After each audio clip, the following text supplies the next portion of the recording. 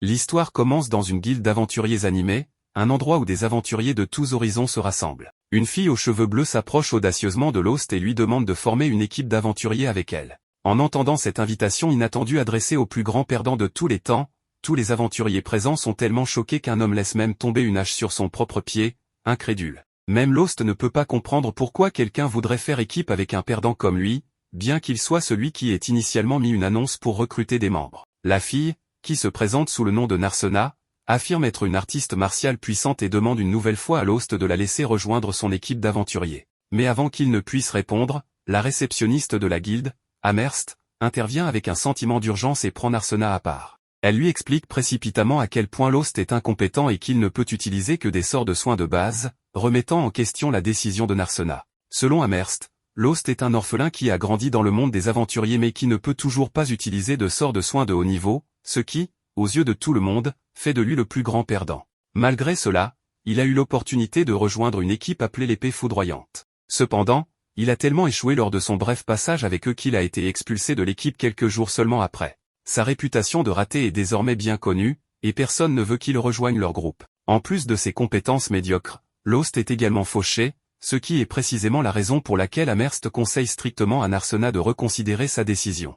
Narsena, cependant, reste imperturbable face aux avertissements. Elle dit à Amherst de ne pas s'inquiéter et montre nonchalamment combien d'argent elle a sur elle. Amherst la prévient rapidement de ne pas étaler sa richesse en public, en insistant sur le fait qu'il y a trop de personnes mal intentionnées qui pourraient la prendre pour cible. Malgré ce conseil, Narsena ne semble pas trop préoccupée par sa sécurité. En fait, elle affirme qu'elle veut faire équipe avec Lost depuis longtemps. Elle renvoie la réceptionniste curieuse et retourne auprès de Lost pour reprendre leur conversation. Alors qu'elle est occupée, Ansam l'approche pour lui demander si Lost a décidé de rejoindre un nouveau groupe, mais elle révèle que Lost est trop incompétent pour... Pendant que Lost remplit le formulaire, Narsena admire son sérieux et sa détermination, laissant entendre qu'elle pourrait avoir un faible pour lui. Lorsque Lost lève soudainement les yeux vers elle, elle est surprise, révélant clairement son affection naissante. Après être officiellement devenue une équipe, Lost et Narsena se serrent la main, scellant leur nouvelle amitié dans un moment sincère. Ils traversent la ville de Marmont, où Lost mentionne que cet endroit est construit près d'un labyrinthe qui n'a pas encore été entièrement exploré.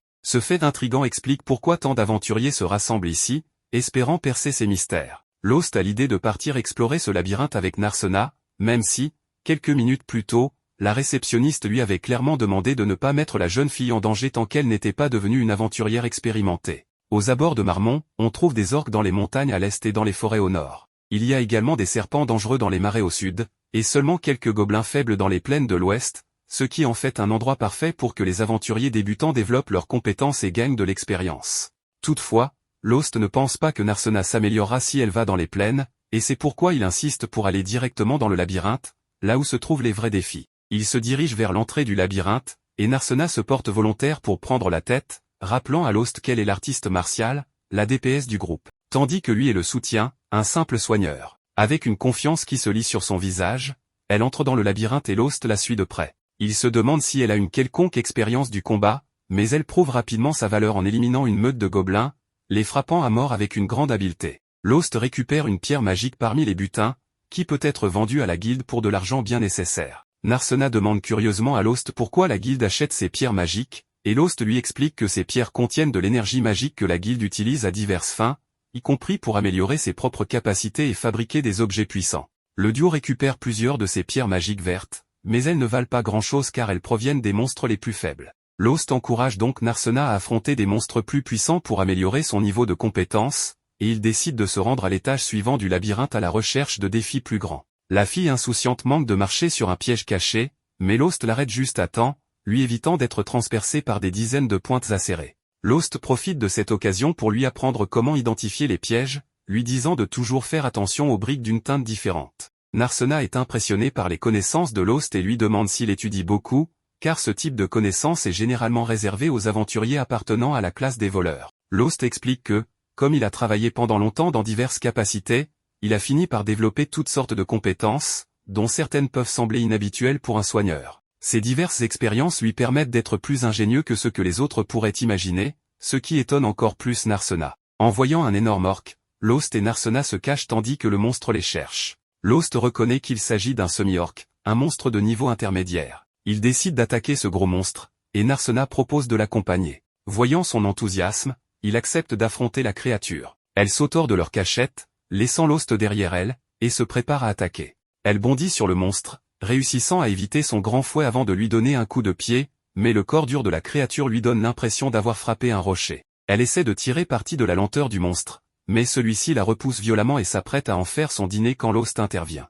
Il coupe la main de la créature puante et lui transperce le cœur. Une fois le monstre éliminé, Narsena est ravie de voir à quel point les techniques de combat rapprochées de Lost se sont améliorées. Elle veut savoir s'il est vraiment le soigneur, mais il évite la question. Elle continue alors à parler de ses progrès au combat, tandis que lui s'inquiète de la blessure qu'elle a subie au bras pendant l'affrontement. Immédiatement, Lost tend les mains pour la soigner. Une lumière éclatante en sort, guérissant ses blessures sous ses yeux ébahis. Par la suite, ils sont impressionnés par la taille de la pierre magique de l'orque. Narsena pense que celle-ci vaut bien plus que celle d'un gobelin, et Lost suggère qu'ils retournent en ville puisqu'ils ont quelque chose d'aussi précieux. Mais Narsena, pleine d'énergie, assure qu'elle est prête à affronter encore plus de monstres. À cause de son enthousiasme, il décide de continuer à chasser. Plus tard dans la journée, après avoir abattu davantage d'orques et récupéré leurs pierres magiques, ils se rendent à la guilde des aventuriers pour les échanger. En arrivant, Amherst s'inquiète que Lost ait emmené Narsena dans le labyrinthe, car c'était risqué. Cependant, il lui informe que c'est Narsena qui avait insisté pour l'accompagner,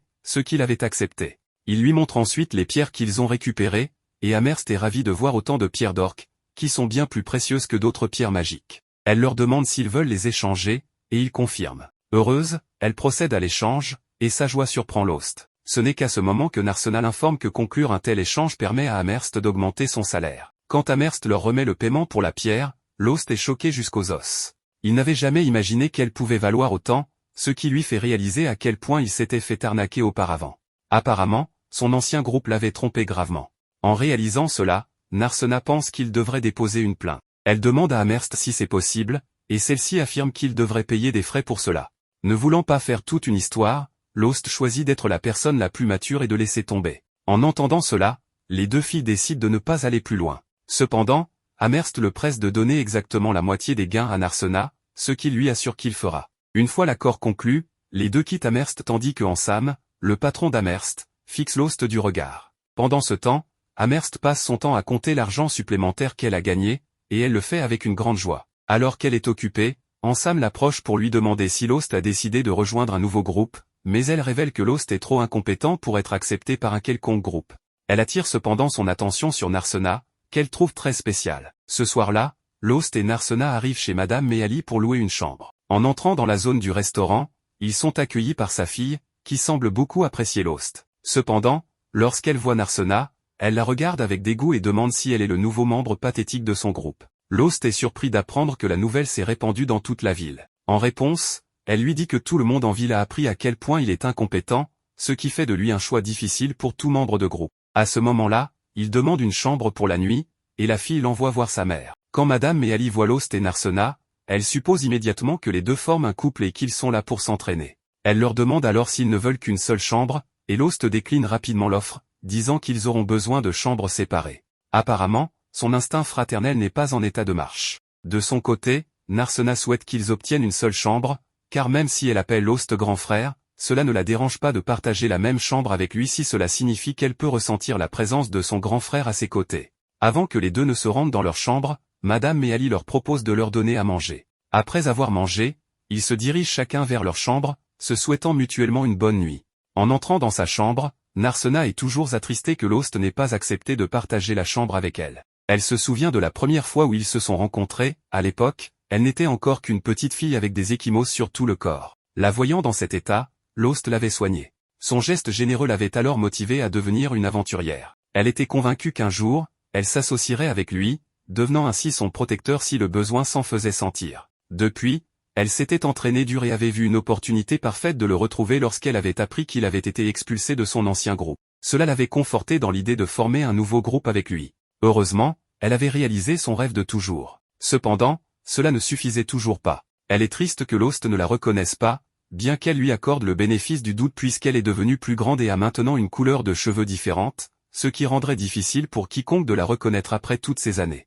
Malgré cela, elle est heureuse de voir qu'il est devenu plus fort que jamais. La force qu'il a démontrée plus tôt contre le demi-orc la fait penser que peut-être Lost n'aura plus besoin de sa protection. Ses pensées sont cependant interrompues lorsqu'elle se rappelle qu'elle doit le protéger coûte que coûte. Ayant pris cette décision, elle se prépare à dormir et enlève sa tenue d'aventurière pour enfiler une tenue plus féminine. À ce moment-là, elle se demande pourquoi les gens en ville pensent que Lost est incompétent, surtout qu'elle sait à quel point il est puissant. Dans la scène suivante, au milieu d'un marais, un groupe d'aventuriers faisait face à une hydre à 7 têtes, bien que 2 de ses têtes aient déjà été coupées. Margulu, le guerrier vêtu d'une armure dorée, se tenait à l'avant, bien qu'il fût visiblement mal à l'aise. Armia, la sorcière à ses côtés, était la plus nerveuse de tous. La voleuse du groupe, Saberia, était trop blessée pour continuer à combattre, tandis que Lost soignait ses blessures. Bien qu'il n'ait pas de remède pour la débarrasser du poison, il pouvait restaurer sa force physique pour l'aider à lutter contre celui-ci. La voleuse se plaignit que le guérisseur ne servait à rien, ce qui poussa le guerrier de première ligne à leur ordonner d'arrêter de se quereller et de retourner au combat si les soins étaient terminés. Cependant, les soins n'étaient pas complets, car Lost ne pouvait pas neutraliser le poison, comme il l'avait mentionné. Ils auraient dû apporter un antidote, mais leur chef avait jugé cela trop coûteux et avait choisi de ne pas en acheter. Malgré tout, il blâma Lost pour être un guérisseur inutile. À ce moment-là, l'hydre attaqua de nouveau, visant Margulu, qui bloqua l'attaque avec son épée et cria à Armia de lancer un sort. Armia lança une boule de feu, mais elle n'égratigna à peine la bête. Frustré par ses alliés, le guerrier les déclara tous inutiles. Ne voulant pas affronter la mission seul, il décida de battre en retraite, abandonnant ses compagnons. Armia suivit Margulu, tandis que Lost portait Saberia dans ses bras et se retirait également. Dans la scène suivante, nous revenons au moment où Margulu expulsa Lost du groupe des lames de foudre. Saberia accusa le guérisseur d'être la raison pour laquelle ils avaient échoué à vaincre l'hydre, à quoi Lost répliqua qu'ils étaient peut-être aussi en partie responsables, étant donné qu'ils étaient si excités qu'ils avaient veillé toute la nuit et n'étaient pas à leur meilleur niveau pendant le combat. Margulu demanda si Lost insinuait que la faute leur incombait, bien que ce ne soit pas exactement ce que Lost avait dit. Saberia ajouta qu'il devrait demander à Armia de qui c'était la faute. Se sentant intimidée, l'innocente sorcière jeta un coup d'œil au chef du groupe et, en pointant du doigt Lost, rejeta la faute sur lui. À ce moment-là, Lost se réveilla de ce rêve, une perle de sueur sur le front. Il réalisa que s'il en rêvait, c'était parce que cela le dérangeait plus qu'il ne le pensait. En fait, quelque chose de similaire s'était produit 6 ans auparavant. À cette époque, il était déjà connu sous le nom de Lost l'inutile, mais il aspirait encore à devenir un aventurier de haut niveau. C'est durant cette période qu'un autre groupe l'avait contacté, mais en réalité, il ne voulait pas d'un guérisseur, il voulait un appât vivant pour distraire les monstres. Pour un orphelin des labyrinthes comme Lost, ce genre de traitement était trop fréquent. Ce qu'il ne s'attendait pas, cependant, c'était que les monstres se retournent contre le groupe à l'origine de tous les problèmes et les éliminent. En sortant du donjon, Lost était traumatisé, n'ayant jamais été reconnu comme un véritable aventurier. Ce jour-là, il tomba sur une charrette renversée au milieu de la route, entourée de gobelins armés. Dans le chaos, il y avait une jeune fille sans défense, et le jeune homme se précipita à son secours sans réfléchir. Même aujourd'hui, il ne comprenait pas vraiment pourquoi il avait pris cette décision impulsive, il l'avait simplement fait. Peut-être était-ce parce que la vie d'un orphelin des labyrinthes n'avait pas beaucoup de valeur, mais s'il pouvait échanger sa vie pour sauver cette fille, alors sa mort ne serait pas vaine. C'était peut-être ce qu'il pensait pendant le combat. Cependant, il fut frappé à la tête et perdit connaissance. Quelques heures plus tard, lorsque la nuit était tombée, il se réveilla à côté de la charrette, entouré de la jeune fille et de chevaliers de l'ordre qui étaient venus à son secours et avaient terminé le travail. En d'autres termes, ce n'était pas Lost qui l'avait sauvé. L'inutile restait inutile. En y réfléchissant, le guérisseur émit un petit rire d'acceptation, mais la fille qui avait été sauvée le remercia de son aide, car sans lui, les chevaliers ne seraient pas arrivés à temps. Gêné, Lost ne savait pas comment répondre, alors il soigna une blessure sur le bras de la jeune fille. À ses yeux, c'était tout ce qu'il pouvait faire. Il lui raconta ensuite l'histoire de la façon dont il s'était retrouvé là, expliquant comment ses anciens compagnons l'avaient jeté au loup. La jeune fille fut horrifiée par leur cruauté et se mit à pleurer face à la dureté de ces personnes. C'est à ce moment-là qu'elle décida que lorsqu'elle serait grande, elle deviendrait aventurière et promit de former un groupe avec le guérisseur. Malgré cela, après le départ de la jeune fille, Lost pensa qu'elle était la fille d'un noble et qu'elle n'avait aucune chance de devenir aventurière. Bien qu'il ne nourrissait aucune illusion à ce sujet, ses paroles l'encouragèrent tout de même, et il résolut de devenir à nouveau un aventurier. Avec cela en tête, Lost commença à s'entraîner dur et trouva un mentor pour le guider, continuant en tant que guérisseur mais développant également une variété d'autres compétences d'aventurier. Au fil du temps, Lost rencontra les membres des Lames de Foudre et rejoignit leur groupe. En considérant tout cela, il était logique que Lost rêve de cet événement. Si ce n'était pas pour les paroles de cette jeune fille, il aurait peut-être abandonné pour de bon l'idée de devenir aventurier, et il n'aurait pas non plus rencontré Narsena. En parlant d'elle, la jeune femme frappa à la porte du guérisseur à ce moment précis, demandant s'il était encore éveillé. Lorsque Lost ouvrit la porte, elle l'invita à prendre le petit déjeuner avec elle, et les deux partirent ensemble pour partager un repas. Plus tard, Ils retournèrent dans le donjon et décidèrent d'aller plus loin que la dernière fois. Alors qu'ils poursuivaient leur exploration, ils finirent par tomber sur un cercle de téléportation. Lost expliqua qu'on ne trouvait pas ce genre de choses dans tous les labyrinthes, ce qui signifiait qu'un mage l'avait placé là peu après la découverte du lieu, bien qu'on ne connaissait pas beaucoup de détails à ce sujet. Narsena voulait savoir s'il était possible d'être transporté vers d'autres endroits en utilisant un tel cercle. Lost expliqua alors qu'il fallait un autre cercle de téléportation pour sortir, car il n'était possible d'entrer que par l'un et de sortir par un autre. En entendant cela, Narsena pensa qu'il serait bien plus simple d'en construire un en ville, mais réalisa rapidement que la ville pourrait se retrouver envahie de monstres si un cercle menait directement là-bas. Le guérisseur sourit et fit remarquer qu'en réalité, les monstres ne pouvaient pas utiliser cette méthode. De toute façon, les connaissances nécessaires pour créer des cercles de téléportation avaient été perdues il y a des centaines d'années. Bien qu'ils soient pratiques, il n'y avait plus moyen d'en fabriquer de nouveaux aujourd'hui. Sur ce, le duo se dirigea vers le cercle de téléportation et fut transporté de l'autre côté. Là, ils se retrouvèrent dans une partie rougeâtre du donjon, contrairement aux teintes vertes qui dominaient les niveaux supérieurs. Ils étaient maintenant dans les niveaux intermédiaires, une partie plus profonde du donjon où les défis étaient plus ardus. Par exemple, lorsqu'ils affrontèrent des liches, des êtres sans corps physique. L'inexpérimenté Narsena tenta d'utiliser ses techniques habituelles d'arts martiaux, mais ne parvint pas à toucher la cible. Les liches étant des êtres spirituels faits d'énergie pure, les attaques physiques étaient inefficaces. Pour cette raison, Lost pensa qu'il serait préférable de battre en retraite, mais Narsena, déterminée, assura qu'elle pouvait vaincre cet adversaire. Avec cela en tête, les deux élaborèrent un plan et le mirent en action. D'abord, le guérisseur distrayait le liche et le faisait le poursuivre, tandis que Lost réfléchissait au fait qu'avec un entraînement suffisant, les gens pouvaient contrôler leur prana, une énergie spirituelle qui réside en eux.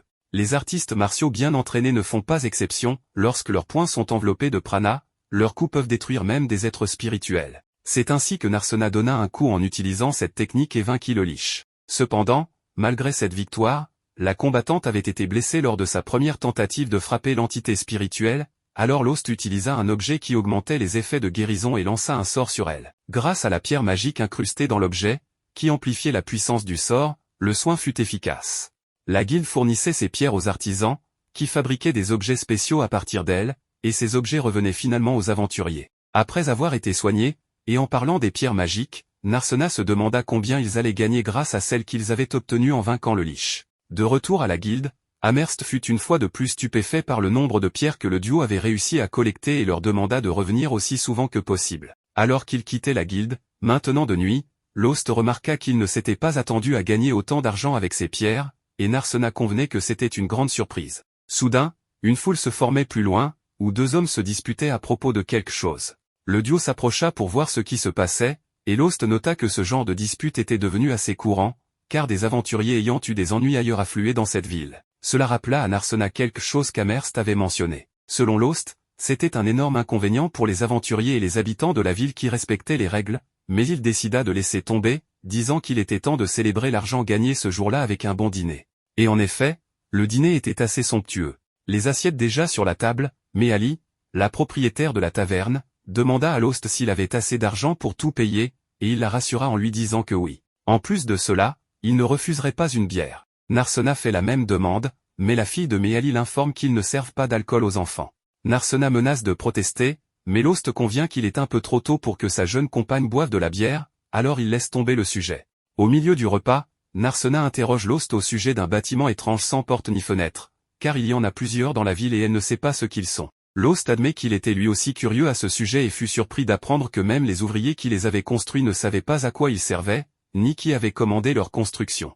Les ouvriers ont expliqué que le projet venait d'un agent représentant un autre agent, et ainsi de suite. Face à cela, Narsena commente que celui qui a commandé ces bâtiments ne voulait clairement pas être identifié. Lost, cependant, ne s'en inquiète pas tant que cela ne fait de mal à personne, bien qu'il aurait préféré qu'ils construisent un mur autour de la ville au lieu de ces structures étranges. Narsena est d'accord, car la ville pourrait être vulnérable, surtout qu'elle n'a même pas de fossé. Cependant, elle apprécie aussi de pouvoir voir loin à l'horizon. Lost insiste sur le fait que cela est problématique en temps de guerre, car il serait impossible d'empêcher les ennemis d'entrer. Narsena, cependant, n'est pas préoccupé par les envahisseurs, quel que soit le danger qui surgit, qu'il s'agisse de voleurs ou de monstres, les aventuriers de la ville pourront les repousser. Plus tard, après être rentrés chez eux et avoir échangé leurs adieux, ils se dirigent chacun vers leur chambre. Enfin, presque, car Narsena appelle brièvement son compagnon pour dire quelque chose, puis change d'avis et prétend que ce n'était rien. Allongé seul dans son lit, Elle regrette de ne pas avoir dit, encore une fois, qu'elle aurait préféré partager une chambre avec lui. De son côté, Lost se sent heureux de faire à nouveau partie d'un groupe. Même s'il pense qu'il ne reverra jamais cette petite fille, il sent que grâce à Narsena, il pourra continuer à vivre des aventures encore un moment. Le lendemain, Margulu présente le nouveau guérisseur des lames de foudre, nommé Lyra. Elle salue le reste du groupe, mais les autres filles ne semblent pas ravies de cette nouvelle recrue. Sabria refuse même de la regarder, tandis qu'Arma peine à dire quoi que ce soit. En revanche, le chef est absolument ravi, assurant à tout le monde que, désormais, ils pourront vaincre l'hydre. Pendant ce temps, un vieil homme assis sur un trône demande si la princesse endormie est en ville, et son subordonné l'informe qu'elle a formé un groupe avec Lost. À court de temps, l'homme ordonne à son subordonné de se débarrasser du guérisseur inutile. Ensuite, l'équipe de la Lame Éclair observe de loin l'hydre qui les avait déjà vaincus par le passé. Alors qu'ils planifient une nouvelle attaque, leur chef est déterminé à venger la défaite passée. Il explique aux autres que lui et le guérisseur attaqueront de front, pendant que le voleur passera par l'arrière et que le mage les soutiendra avec sa magie. Lyra, la nouvelle guérisseuse du groupe, rejette cette idée, car elle ne se sent pas capable de combattre en première ligne. Cela surprend le reste de l'équipe, car leur ancien guérisseur, Lost, était plus que compétent pour ce rôle et avait même réussi à trancher la tête de l'hydre lors de leur dernier combat. Le chef dit alors à Lyra de rester en retrait et de se concentrer sur les soins et le traitement des poisons, affirmant que, d'une manière ou d'une autre, ils viendront à bout de l'hydre, même sans Lost. Pendant ce temps, au hall de la guilde, Lost et Narsena rapportent une nouvelle moisson impressionnante de butin provenant du donjon. Amerst se demande si tous ces trésors viennent vraiment des niveaux inférieurs et si les deux ne se mettent pas en danger inutilement. Narsena la rassure en disant que leur petit duo reste prudemment sur les niveaux plus faciles. Amerst suggère de recruter d'autres membres pour agrandir leur groupe et ainsi augmenter leurs profits, sachant que cela bénéficierait également à ses propres finances. Lost est d'accord avec l'idée mais estime que ce n'est pas encore le bon moment, préférant la situation actuelle. Avec l'argent qu'ils ont accumulé, ils réalisent qu'ils peuvent maintenant se permettre de louer une maison, comme les autres équipes prospères qui utilisent ces maisons pour stocker leurs butins et leurs objets de valeur. Amerst fait remarquer qu'une chambre d'hôtel miteuse n'est pas l'endroit idéal pour que l'amour puisse éclore entre les membres d'une équipe. Pendant que Narsena rêve à toutes les possibilités, Lost se remémore son ancienne base de l'équipe et le fait qu'il devait dormir dans une pièce de stockage exiguë. Malgré tout, il reste positif, bien qu'il ait traversé des moments difficiles. Pendant ce temps, l'équipe de la Lame Éclair a du mal à se remettre de sa confrontation ratée avec l'hydre. Les membres sont frustrés, certains à peine capables de se tenir debout, tandis que Margulu, furieux et confus, frappe la table de son poing en essayant de comprendre pourquoi ils ne parviennent pas à vaincre le monstre. Lyra, de son côté, s'occupe de détoxifier Amira, blessée, pendant que les autres se querellent. Ils commencent peu à peu à réaliser que Lost, leur ancien guérisseur, était peut-être plus utile qu'ils ne le pensaient,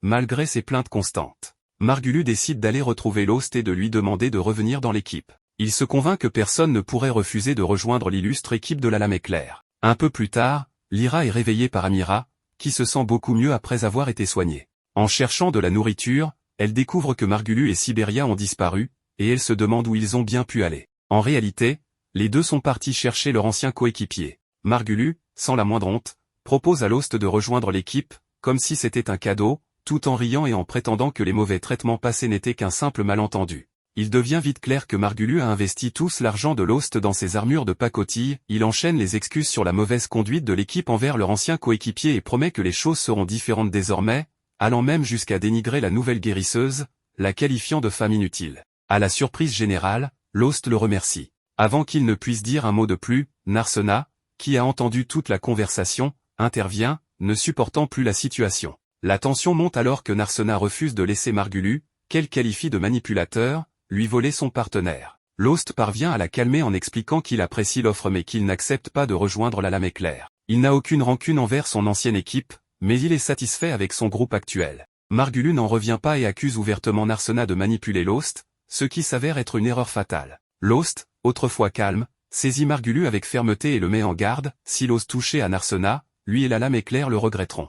Lost et Narsena quittent alors Margulu, frustré et légèrement ébranlé, qui ordonne à Amerst de lui trouver un nouveau membre d'équipe pour affronter l'hydre. Ils ont besoin de quelqu'un de fort et capable de tenir la ligne de front. C'est à ce moment qu'un mystérieux guerrier masqué se présente pour offrir ses services. Margulu, bien que méfiant, décide de tester l'inconnu en l'attaquant. Malgré les avertissements d'Amerst, qui rappelle qu'il est interdit de se battre dans le hall de la guilde, Margulu fonce tête baissée sur l'homme masqué. En un instant, le chef de la Lame Éclair est désarmé avec une facilité embarrassante. Le mystérieux bretteur, victorieux, révèle son nom, Shig, ce qui convainc Margulu de l'accepter dans l'équipe. Plus tard, Sheila frappe à la porte de Lost. Depuis sa chambre, Narsena s'inquiète que la visiteuse essaie de se rapprocher de Lost avant elle. Mais il s'avère que Sheila vient simplement informer le duo qu'ils ont des invités, Armia et Lyra, les deux membres de l'ancienne équipe de Lost. Inquiète de leur prochaine confrontation avec l'Hydre, elle lui demande de l'aide. Il était assez fort pour couper la tête du monstre la dernière fois, alors sa présence pourrait les aider à vaincre la bête sans que personne ne soit grièvement blessé. Narsena soulève un bon point en se demandant ce qui retient Armia et Lyra avec la lame éclair, étant donné que personne dans l'équipe ne semble heureux. Armia explique que malgré ses nombreux défauts, Margulu reste leur coéquipier, et qu'elle croit en la loyauté. Cette remarque exaspère Narsena, qui lui rappelle que Lost était également son coéquipier, et pourtant elle l'a maltraité. Submergée par la culpabilité, Armia fond en larmes et avoue qu'elle a suivi Margulu par peur d'être expulsée de l'équipe, la seule à laquelle elle ait jamais appartenu. Elle implore le pardon de Lost, et Lyra tente de convaincre ce dernier de la sincérité d'Armia, en se remémorant comment elle murmurait son nom pendant son sommeil empoisonné. Lost, fidèle à lui-même, réconforte Armia et accepte ses excuses. Il lui assure qu'il n'y a pas d'animosité entre eux, mais il reste ferme sur sa décision de ne pas rejoindre la lame éclair. Le moment douamer est interrompu par Miss Meali, la cuisinière, qui apporte un déjeuner extravagant, espérant remonter le moral de l'équipe, en particulier celui d'Armia, à qui elle recommande de prendre un peu de poids ou au moins de sourire davantage. Profitant de la distraction, Lost, Lyra et Narsena s'éloignent pour discuter en privé. Narsena conseille à Lyra et Armia de quitter leur équipe, mais Lyra explique que c'est plus compliqué que ça. Se rappelant les paroles de Margulu à propos de la nouvelle guérisseuse, Lost met en garde Lyra, si elle reste avec la lame éclair, elle risque de vivre des moments difficiles. Malgré cela, Armia refuse d'abandonner son groupe, et Lyra ne veut pas abandonner Armia, ce qui les place dans une situation délicate. De retour à leur base, Lyra est présentée aux nouveaux membres de l'équipe, et à sa grande surprise, elle le reconnaît immédiatement, malgré le masque de style fantôme de l'opéra. Elle l'appelle Zig, mais Margulu la corrige en affirmant qu'il s'agit de Shig, une personne totalement différente. Lyra, méfiante, exige des explications. Shig tente de jouer la carte de l'humour pour détourner la conversation, mais lorsque Lyra remarque que son épée a été volée et qu'elle appartient à un certain Ronaldo, Shig perd son sang-froid et explique qu'elle a hérité cette lame de son maître, révélant ainsi des incohérences dans son histoire. Bien que sa couverture soit compromise, Lyra abandonne l'affaire et laisse Shig continuer sa mascarade. Peut-être qu'avoir cet étrange personnage dans l'équipe ne sera pas une mauvaise chose, après tout. Alors que la tempête se profile à l'horizon, les deux groupes s'avancent vers l'inconnu, sans savoir ce qui les attend. Après avoir été sauvés par Narsena, Lost lui exprime sa gratitude pour son aide. Quant à la jeune fille, elle décide de continuer le travail, cependant, Lost décide de faire une pause lorsqu'il entend son estomac commencer à gronder. Il dit que, bien qu'elle puisse continuer, son estomac, lui, n'en pense pas autant. En entendant Lost rire de la situation, Narsena s'énerve, mais Lost l'invitait simplement à aller déjeuner. À ce moment-là, Narsena a accepté. Lorsqu'ils mettent la table, il remarque qu'il y a plus de nourriture que nécessaire pour 2 personnes, car le propriétaire de l'établissement leur a donné de la nourriture supplémentaire. Face à cela, Lost est un peu confus, mais il leur dit simplement de finir ce qu'il y a, car c'est déjà là. Pendant le repas, Lost explique un peu plus sur le monstre Hydre, qui est une créature très féroce et venimeuse avec un corps recouvert de muscles puissants. En entendant les détails sur ce monstre, Narsena prend peur et commence à s'inquiéter davantage pour Armia. Lost continue son explication et dit que l'hydre est très difficile à trouver n'importe où, car elle vit généralement seulement parmi les monstres de haut niveau. Selon ces informations, plusieurs méthodes ont été développées pour gérer les hydres, après de nombreuses études, y compris des moyens de traiter leur venin, qui peut être fatal dans la plupart des cas. Cependant, un antidote spécial a été développé pour traiter ce venin, et il est disponible à la vente à Marda. En entendant cela, Narsena se souvient que Mademoiselle Lyra n'a pas acheté cet antidote, ce qui la laisse complètement vulnérable. Lost explique que cet antidote est très cher, donc le seul espoir pour le groupe de Lyra est de compter sur leur magie de désintoxication. En entendant cela, Narsena baisse la tête avec une expression triste, mais Lost la réconforte et dit que l'habileté de Margulu à l'épée est très bonne, et demande donc à Narsena de ne pas juger le type uniquement sur son apparence. Quant à Saberia, Lost la décrit comme une guerrière agile et de premier ordre, de sorte que, malgré le grand nombre de têtes et le large champ de vision de l'hydre, Saberia est capable d'échapper à sa vue. Mais, en entendant Lost parler positivement du groupe, Narsena remarque qu'il a une opinion très favorable envers l'épée de l'éclair. Lost répond qu'il ne fait que dire la vérité sur le groupe. En continuant, Narsena remarque qu'il fréquente toujours le même labyrinthe, ce qui commence à la rendre malade. Elle suggère alors qu'il se dirige vers les marécages, qui ne sont pas très loin. Pendant ce temps, Margulu et les autres continuent de défier l'hydre, jusqu'à ce que soudainement, Margulu remarque que Shig a volontairement retenu son attaque après avoir coupé l'une des têtes de l'hydre. Shig explique qu'il a laissé cette dernière tête à Margulu pour qu'il la coupe, car il ne veut pas s'attribuer tout le crédit. Margulu, comprenant le fonctionnement des choses, se lance à l'attaque, mais échoue en tentant de s'approcher de l'hydre de front. Saberia commence à attirer l'attention du monstre de l'autre côté, permettant à Margulu de lancer ses attaques. Entre-temps, Armia continue de lancer des sorts contre le monstre, qui, bien que faibles, ne sont pas complètement inutiles. Au milieu du combat, l'hydre frappe Armia avec un rocher, interrompant complètement sa magie. L'hydre commence alors à s'approcher de la jeune fille, transformant sa peur en énergie. En voyant le mana généré dans cette zone marécageuse, tous sont confus, car ce type d'énergie ne devrait être généré que dans les profondeurs des labyrinthes. En observant les mouvements de l'hydre, Margulu remarque que le monstre fait quelque chose de suspect. Lyra explique que l'ennemi subit une sorte de mutation, qui se produit lorsqu'un monstre absorbe une grande quantité de magie. Avec son corps modifié par cette mutation, l'ennemi améliore ses capacités à un niveau surréaliste. Bien que Lyra soit au courant de ce phénomène, elle reste choquée de le voir se produire dans un tel environnement. Sheik demande alors à Lyra de s'occuper des blessures d'Armia et suggère de se retirer du combat. Cependant, Margulu refuse de reculer, surtout compte tenu du chemin déjà parcouru. Il rassure même Lost en disant qu'il est également capable de couper la tête d'une hydre. Après ces paroles, Margulu attaque l'hydre de toutes ses forces, mais son épée se brise en deux. Le monstre contre-attaque, mais Lost arrive juste à temps pour le sauver. À ce moment-là, Sheik se rend compte que Lost est un guérisseur, et lui dit de laisser ce combat aux autres et d'aller s'occuper d'Armia. En examinant la santé de la jeune fille, Lyra dit qu'il est encore trop tôt pour savoir si elle ira bien, et que le fait qu'elle soit une mage la rend plus tolérante à la magie, ce qui diminue l'effet des sorts de guérison sur elle. Malgré cela, Lost se précipite pour utiliser sa magie curative sur elle. En voyant Lost utiliser un sort de guérison basique, Lyra commente que ce sera comme essayer de nettoyer de la glace, étant donné l'état dans lequel se trouve la jeune fille. Néanmoins, Lost persiste et continue d'appliquer sa magie à plusieurs reprises, en superposant les sorts les uns sur les autres. Cependant, Lyra affirme que cette stratégie ne mènera à rien, car on ne peut pas guérir un rhume simplement en augmentant la dose de médicaments. Et en entendant cela, Margulu dit qu'il n'a jamais eu de rhume, donc il ne comprend pas exactement ce que cela signifie. Lyra continue de se plaindre de la stratégie de Lost, car elle n'a jamais entendu parler de quelqu'un qui superpose des sorts de guérison. Malgré les plaintes de la jeune femme, Lost poursuit son plan jusqu'à ce qu'Armia ouvre enfin les yeux. À ce moment-là, Lost s'excuse d'avoir mis autant de temps à les sauver, mais Armia le remercie et s'évanouit à nouveau. À ce stade, Narsena s'inquiète pour la jeune fille, mais Lost explique qu'elle s'est simplement endormie. Pendant ce temps, Sheik remarque que l'hydre semble appeler Lost à la rejoindre. En entendant cela, Narsena propose de l'aider dans ce combat. Bien qu'il accepte sa participation, Lost lui conseille de faire attention à ses limites et, si les choses deviennent trop dangereuses, de se retirer immédiatement. Quant à Margulu et les autres, ils décident de rester en dehors du combat, laissant tout entre les mains de Lost, Narsena et Sheik. En observant le combat, Margulu trouve étrange que l'épée de Sheik ne se casse jamais. Lyra explique qu'il porte une épée magique, en l'occurrence une épée légendaire qui renferme un grand pouvoir. En entendant cela, Margulu est encore plus curieux de connaître la véritable identité de Sheik. Entre-temps, Narsena subit une attaque de l'hydre qui la laisse inconsciente au sol. L'hydre prend alors la jeune femme en otage et appelle uniquement Lost pour l'affronter.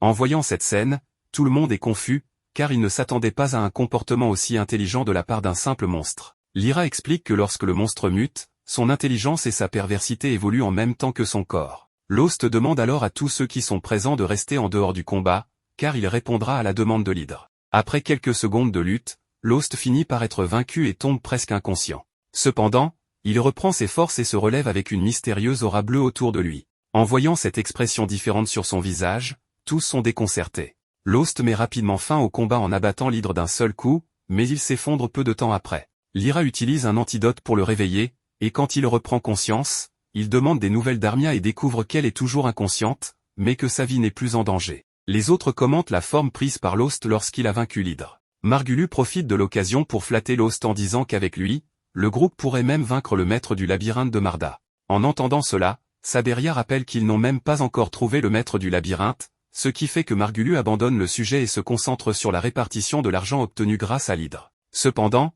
il décide de ne partager l'argent qu'entre lui, Lost, et Saberia, car ils ont été les plus impliqués dans le combat. Quant à Armia, Margulu l'exclut complètement, affirmant qu'elle n'a pratiquement rien fait et qu'ils ne savent même pas si elle se réveillera un jour. De plus, il mentionne qu'ils pourraient simplement vendre la jeune fille si elle ne leur est plus utile, car il y a toujours des personnes mal intentionnées prêtes à l'acheter comme objet de plaisir. En entendant toutes ces absurdités, Narsena frappe Margulu au visage d'un coup de poing, ce qui le fait se plaindre en lui rappelant que l'agression physique est interdite par la guilde. Cependant, les autres font semblant de n'avoir rien vu. Saberia, en revanche, se range du côté de Margulu et est prête à témoigner en sa faveur devant la guilde. En entendant cela, Shig se souvient d'une autre raison d'accuser Margulu, ce dernier avait parlé plus tôt de la possibilité de vendre Armia, ce qui est un cas de traite des personnes. Pour aggraver les choses, Lyra se rappelle que le plan de Margulu était de vendre la jeune fille à un aristocrate dégénéré, ce qui rend l'infraction encore plus grave. En entendant cela, Shig affiche un air cynique de stupéfaction et dit qu'il ne peut tolérer cela.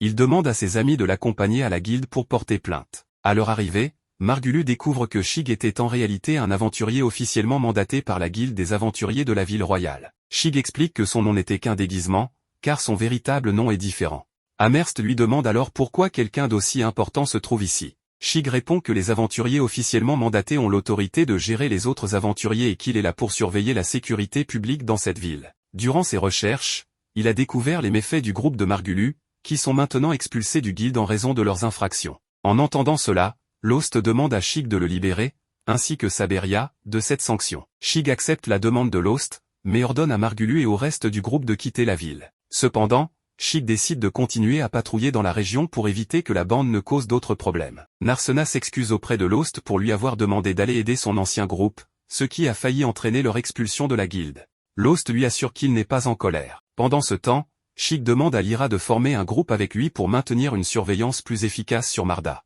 Lyra accepte de former un groupe, mais demande que cela inclue aussi Armia. Shig accepte cette condition sans problème. Le lendemain, la nouvelle équipe informe Lost, le guérisseur, et Narsena, l'artiste martial, qu'ils ont formé un trio équilibré composé d'un guerrier, d'un guérisseur et d'un mage. Narsena plaisante en disant que leur trio est parfaitement équilibré, tandis que Lost vérifie auprès d'Armia, la magicienne, si elle se sent bien avec ce nouveau tournant dans sa vie. Un peu confuse, Armia répond qu'elle n'a nulle part où aller et qu'elle se sent redevable envers Lyra et Shig pour l'avoir sauvée. Même si on lui a dit de ne pas s'inquiéter, elle préfère s'acquitter de cette dette pour se sentir mieux. Lost et Narsena encouragent Armia à se faire de nouveaux amis et à trouver la force d'avancer. Après cette conversation, Narsena se demande ce qu'ils vont faire ensuite. Lost lui explique qu'ils iront à la guilde pour échanger les pierres magiques de l'hydre contre de l'argent, ce qu'ils ont oublié de faire la veille, et propose de prendre une nouvelle mission, car c'est une source de revenus fiable pour les aventuriers. Narsena est déjà au courant de cela, sachant que les tâches comme chasser des monstres, collecter des objets rares ou servir de garde du corps peuvent être bien rémunérées. Lost ajoute que les missions sont aussi un excellent moyen de gagner de l'expérience, ce qui touche Narsena, réalisant qu'il pense également à son développement. Rougissant, elle cache sa réaction et suit Lost jusqu'à la guilde. À leur arrivée, ils ressentent une atmosphère tendue, car tous les membres de la guilde les fixent avec des regards sévères. Ils entendent des murmures dans la foule spéculant sur le rôle de Lost dans la défaite de l'hydre. Conscient de la tension, Lost demande à Narsena de rester vigilante au cas où quelqu'un essaierait de voler leur pierre magique. Peu de temps après, un aventurier nommé Marnell s'approche avec son groupe et demande à parler avec Lost. Méfiant, Lost accepte et Marnell demande à ses compagnons de s'éloigner pour apaiser la tension. Marnell explique que l'attitude des membres de la guilde provient de leur curiosité sur la manière dont Lost l'inutile a pu vaincre une créature aussi redoutable que l'hydre. Lost rassure Narsena en disant qu'il ne semble pas que Marnell soit intéressé par la pierre magique. Puis, Marnell s'incline et présente ses excuses, reconnaissant que tous, y compris lui-même, étaient au courant des méfaits de Margulu, l'aventurier malfaisant que Lost a dû affronter seul. Admettant avoir moqué Lost en le qualifiant d'inutile, Marnell exprime ses regrets et demande comment il peut obtenir son pardon. Narsena, avec une pointe de sarcasme, suggère que Marnell devrait s'agenouiller et s'excuser pendant 3 jours et 3 nuits, en soulignant que même cela ne compenserait pas les années de souffrance qu'a enduré Lost. Lost, cependant, lui demande d'arrêter, craignant que si Marnell accepte une telle punition, cela le ferait passer pour le méchant. Malgré la défaite de l'hydre, il se voit toujours comme un guérisseur raté aux capacités de soins basiques, et il souhaite que Marnell continue de l'appeler inutile. En tendant la main en signe de pardon, Lost laisse Marnell soulagé et surpris. Marnell accepte la poignée de main et promet d'aider Lost chaque fois qu'il aura besoin de soutien.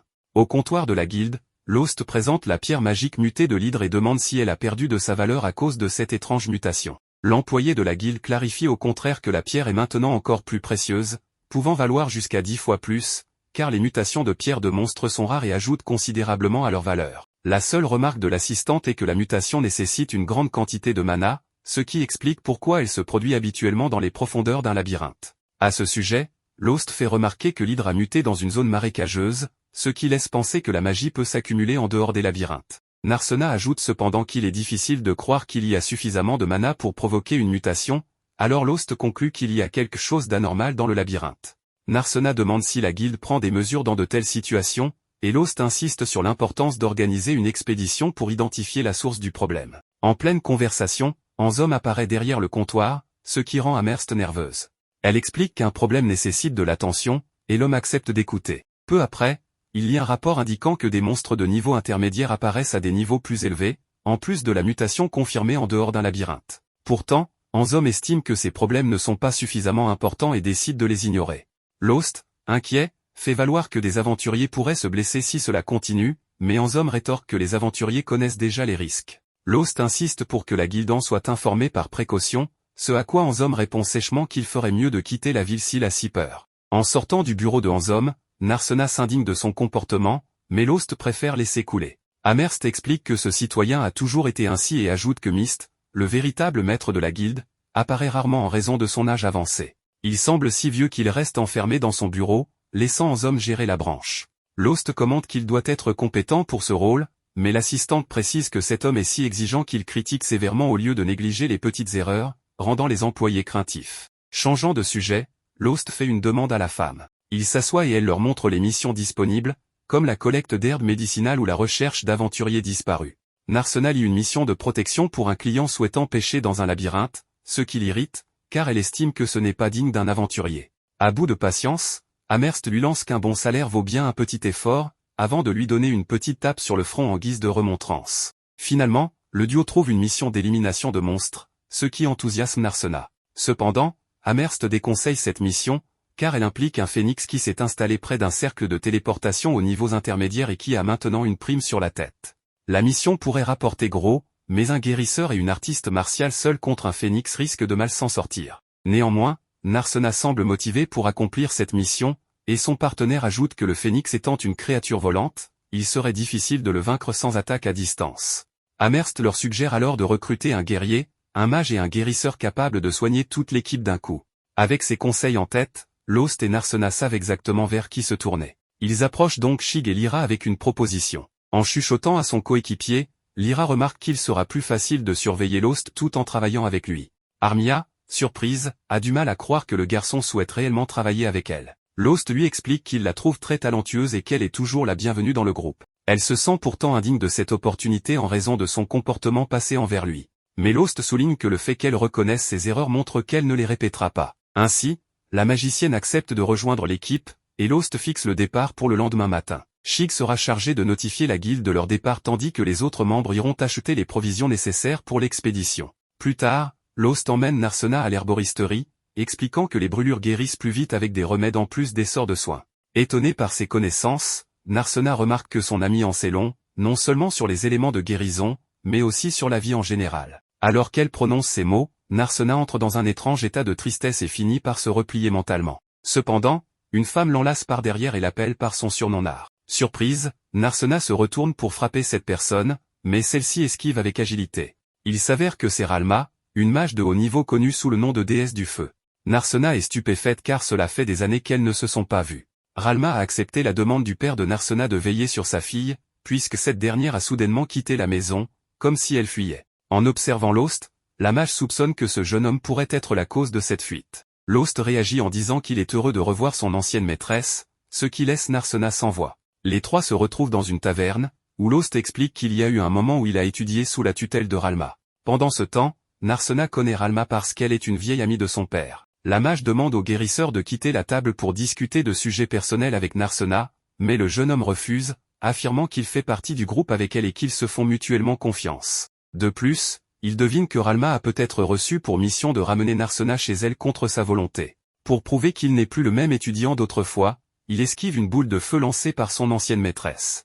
Lost parvient à convaincre Ralma qu'il peut rester à la table. Narsena explique alors qu'elle n'a pas fui la maison, elle était simplement pressée et n'a pas eu le temps de prévenir ses parents, bien qu'elle ait laissé une note disant « Je pars voir le jeune homme, ne vous inquiétez pas ». Lost et Ralma réalisent immédiatement que c'est la pire chose qu'une jeune fille de son âge pourrait écrire en quittant la maison sans prévenir. En mettant cela de côté, la mage lui demande pourquoi elle a quitté la maison. Après une hésitation, Narsena reconnaît à demi-mot que c'est à cause de Lost, mais elle s'efforce de ne pas dire que tout ce temps, elle avait des gens au service de sa famille pour protéger le guérisseur. Lorsqu'elle a appris qu'il avait été expulsé de la lame de foudre, elle a quitté la maison pour saisir cette occasion. Lost pense que Narsena devrait retourner demander l'approbation de son père, mais elle est terrifiée à l'idée de ne plus revoir le jeune homme. Dans tous les cas, Ralma promet de s'en occuper. Elle demande ensuite à Lost de lui commander une boisson, même si elle ne tient pas bien l'alcool, alors le guérisseur part en quête de quelque chose à boire. Restée seule avec Narsena, Ralma lui dit qu'elle est un peu ridicule de montrer cette peur de ne pas avoir Lost à ses côtés.